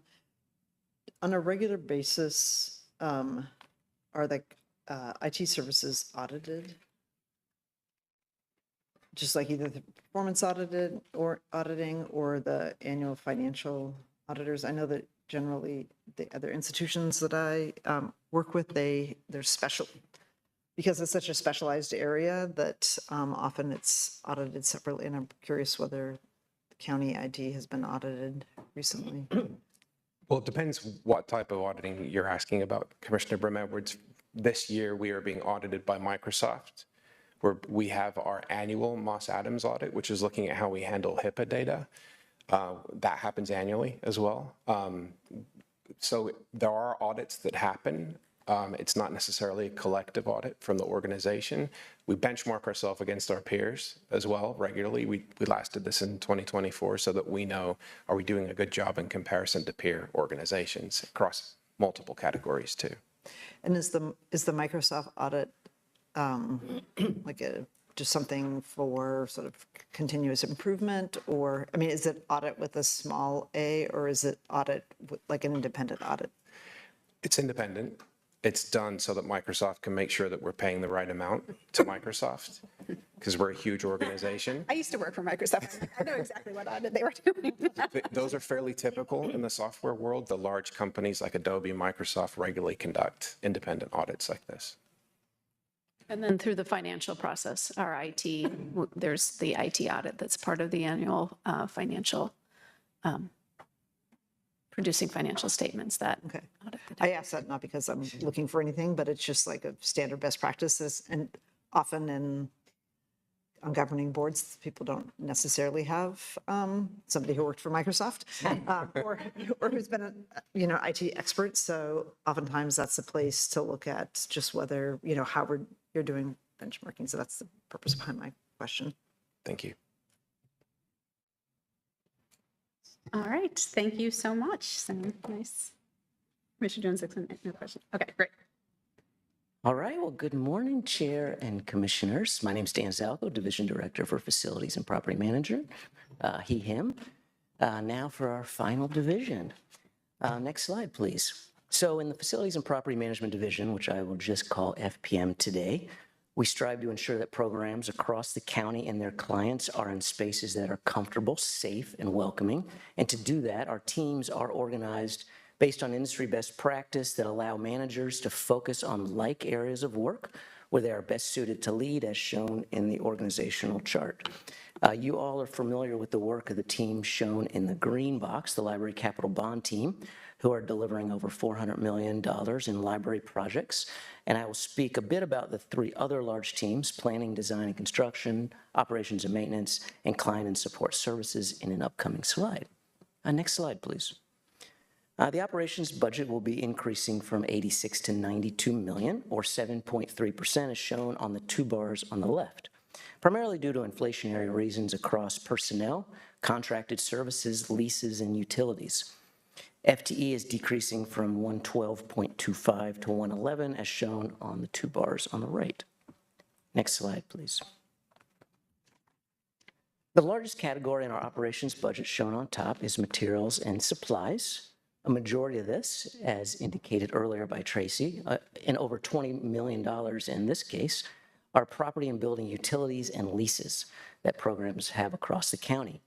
Also in this category are the significant amount of equipment, parts, components, and other materials and supplies purchased by our teams to perform repairs and preventative maintenance as stewards of county assets.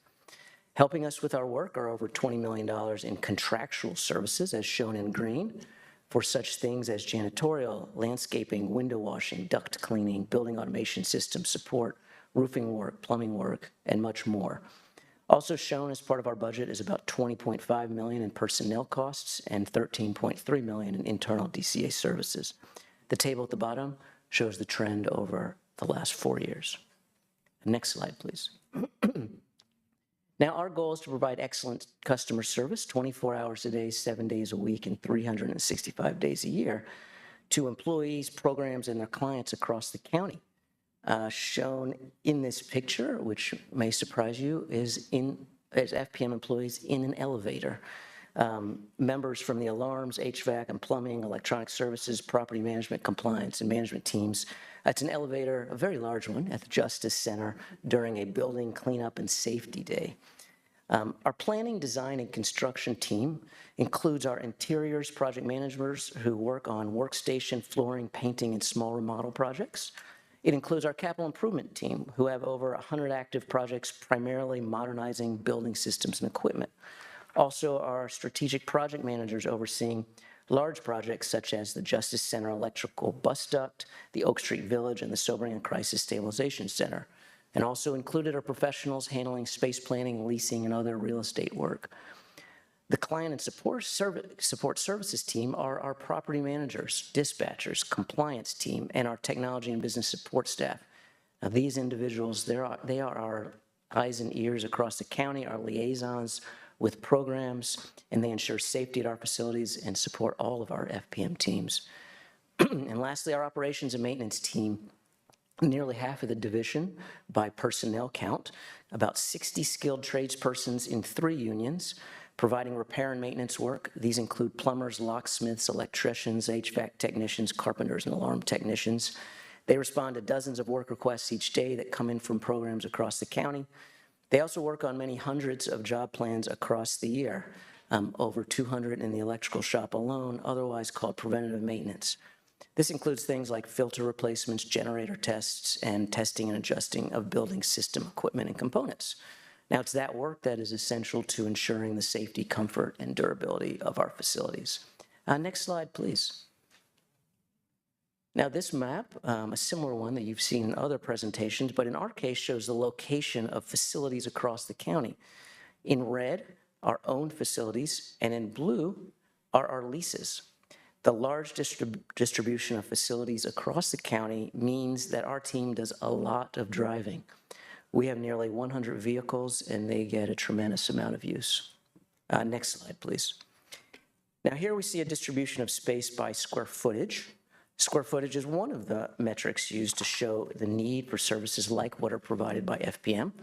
On the far right, you see the non-D or non-departmental programs as having nearly 500,000 square feet. Most of what is contained there is for the state courts.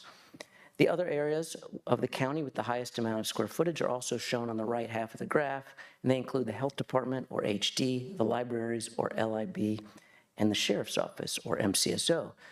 Something of interest is that this distribution is very different than the slide earlier about the distribution of fleet vehicles, where the highest were MCSO, DCA, and Department of Community Services. Next slide, please. Now, we have a few surveys in FPM. This one is about customer satisfaction with the maintenance services received as expressed by the person who put in the work request. Our goal each year, for those who say they are very satisfied and not merely satisfied, is shown in black, and our actuals are in blue, showing about 80% who state this. Next slide, please. Now on to the reductions that are planned for the next fiscal year. We took them across the division. This included 2 positions, one on our dispatch team, which is included in the top row labeled Director's Office. There will no longer be someone on our dispatch team working 24 hours a day, but rather we will be using a contracted out answering service during the overnight hours.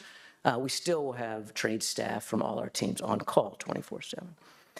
We also cut a support position on our operations and maintenance team, a position that coordinated multi-trade work, and this work will be distributed across our operations and maintenance managers and leads. Across our division, included in all 3 rows, we took reductions in contracted services, materials, and supplies. We will be reducing the amount of preventative maintenance and upkeep work provided across the county, and the total being cut across personnel, non-personnel is just under $1 million. Next slide, please. Now, a small amount of additional funds were added to the FPM budget to right-size the amount in just a couple of categories. Money for our contracted out snow and ice vendors was increased by $150,000 in alignment with actuals in recent years, And money for our contracted out landscaping services was increased by $180,000, also in alignment with current service levels, which included moving landscaping oversight at some homeless shelters from the operators to FPM, a net neutral cost to the Joint Office of Homeless Services. All right, next slide, please. And before we move on, I'd be happy to take any questions. So we're a little bit over time, and I know we just have the additional information, so why don't we go through that and then we'll open it up for questions. So just a real quick clarification related to Commissioner Brim Edwards' questions. On slide 84 in the appendix, it does have the total reductions for this year that are contained in our budget. It's $4.7 million. And then the additions that Sim and Dan have covered, that results in a net decrease of $1.9 million in general overall. We can calculate the percentage net constraint from that. I just don't have it here in front of me. So just to clarify, you had so it's a decrease in the increase? Okay, so it's not a net decrease. It is a net decrease. Okay, then, but you're. A decrease and then an increase, resulting in a smaller overall net increase, or net decrease. She's not saying a decrease in the increase, she's saying it's a decrease and then there was some additions. But I guess I'm gonna just come back to your overall budget is increased operating. It did overall increase, and that takes those things into account. The rest of the increase is associated with ongoing salary adjustments and those kinds of things. Yeah. Okay. Just so we could go back to slide 65. And next slide, please. So we've highlighted just a few challenges and ongoing strategies. As you all know, DCA purchases a lot, and we can be impacted by the tariffs. I know things around tariffs are changing every day, but we are tracking on that. Strategies for us include placing orders early, tracking potential impacts, and a lot of communication in that area. Also, supply chain disruption. This happens across our divisions, but particularly around replacing vehicles. Strategies include getting creative with orders and customizing the vehicles after delivery. And then the last challenge we have is ongoing, which is just ongoing increased demand for services, particularly in IT, but also in other areas. And we're working on managing that by implementing an IT service catalog, prioritizing work, and sadly having to say no to some things which we don't really like to do. Next slide, please. We have highlighted just a few of the state and federal impacts and policies that we're tracking. In light of time, I don't think I'll go into these, but there are several related to fleet and alternative fuels, and then several executive orders in the IT space. Next slide, please. Amendments, I just do want to note that we will be bringing forth amendments through the budget process. Next slide. And many of them are traditional or regular adjustments that need to be made, but we will be coming forward with a lease or two adjustment as well. And I think that's the end. Yeah. Thank you so much, Tracy and team, for a great, thorough presentation. I'm opening up for any last questions for DCA, and we are over, so I'm going to ask, unless it's a very, very quick answer, that you'll provide the answers to the board. All right. I'm just gonna go. Go ahead. Okay, I have some. Unfortunately for Dan, I know just enough to be such a massive pain to you and your poor department. And I am really interested in, and wish to collaborate on a budget note related to process improvement that would allow us to rein in scope and cost of some of our projects, one of the things that I see is that, you can only do what you're directed to do.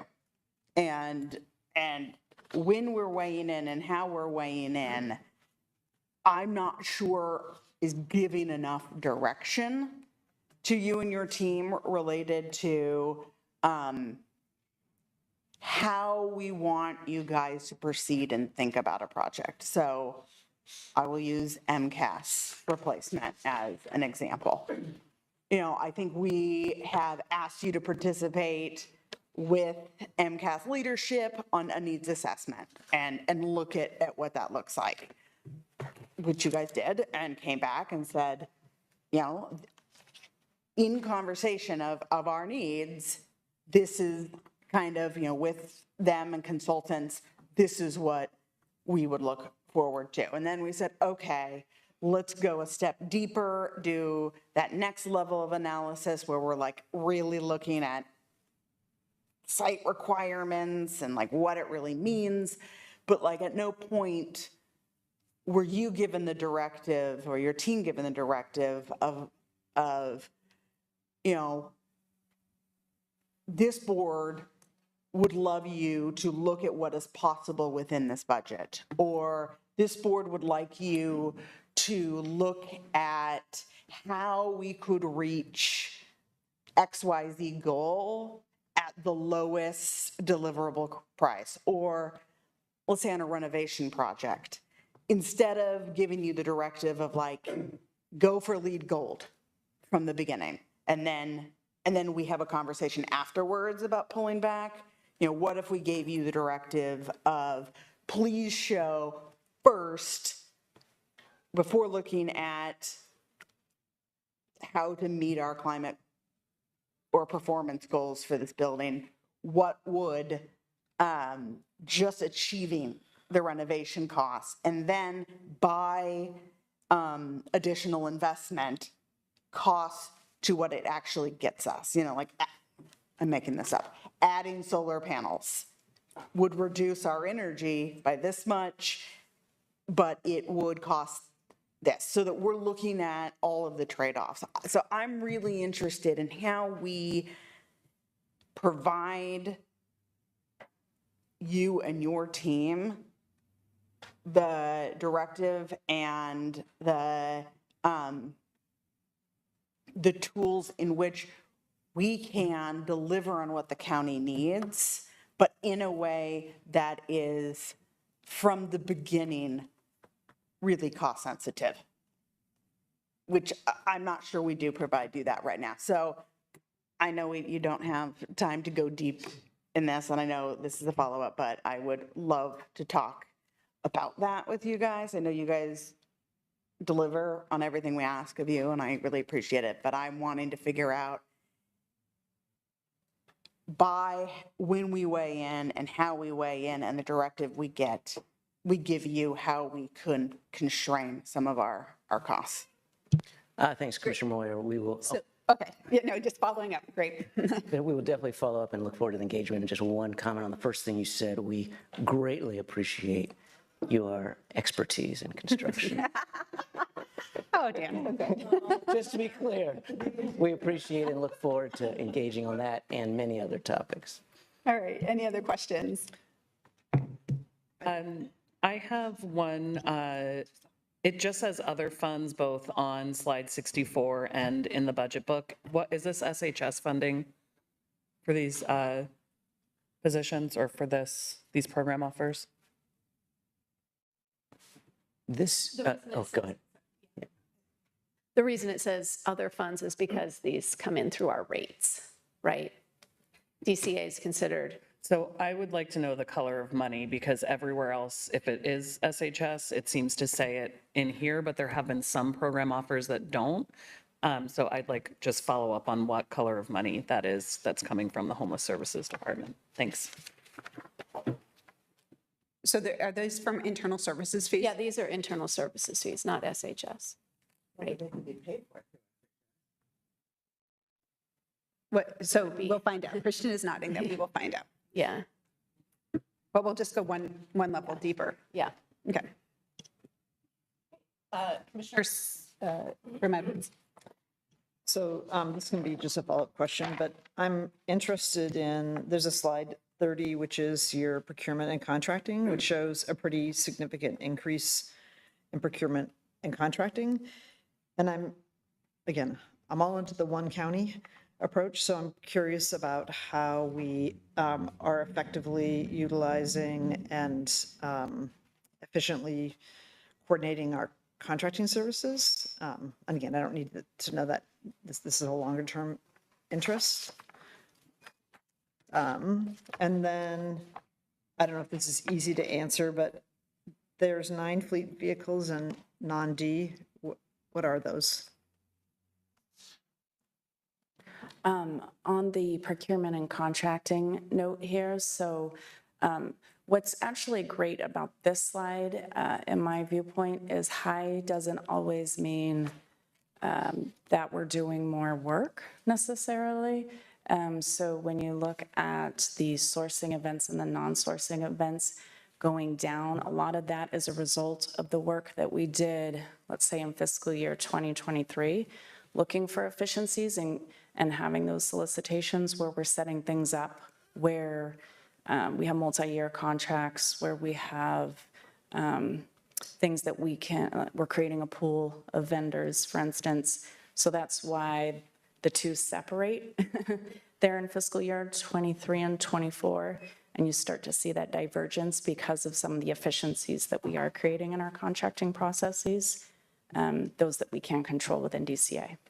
Yeah, and maybe my question is more, this is maybe more my learning out how the county works is like how are all these contracts and the procurement processes coordinated with sort of the rest of procurement and contracting that's happening across the county? So maybe it may not even be a question, it's more of a systems question versus And we're having DCM come tomorrow, so that I think that will be helpful too, to get that bigger countywide picture too. But again, just like kind of with the fee schedule where the fees are all over the board everywhere else, and again, this isn't about DCA, but with different processes and policies, like how do we have a one county approach? And then the square feet by department, non-D has 479,000. I'm curious what that is, and then also what the 9 non-D fleet vehicles are. Yeah, Commissioner Brim Edwards, most of that square footage is the state courts, where that's assigned as a non-D program, but that's what that square footage is. And what about the vehicles? Do you know? Does anybody know that? I'm looking it up right now. There's lots of spreadsheets for our 857 vehicles and equipment. So we can do that as a follow-up. So we'll certainly get that back to you. But I believe it's emergency management vehicles, almost all of them. A lot All of under them. non-D. Yeah, emergency management is considered non-D, yeah. But we'll get you the You full can list. yeah, that'd be great.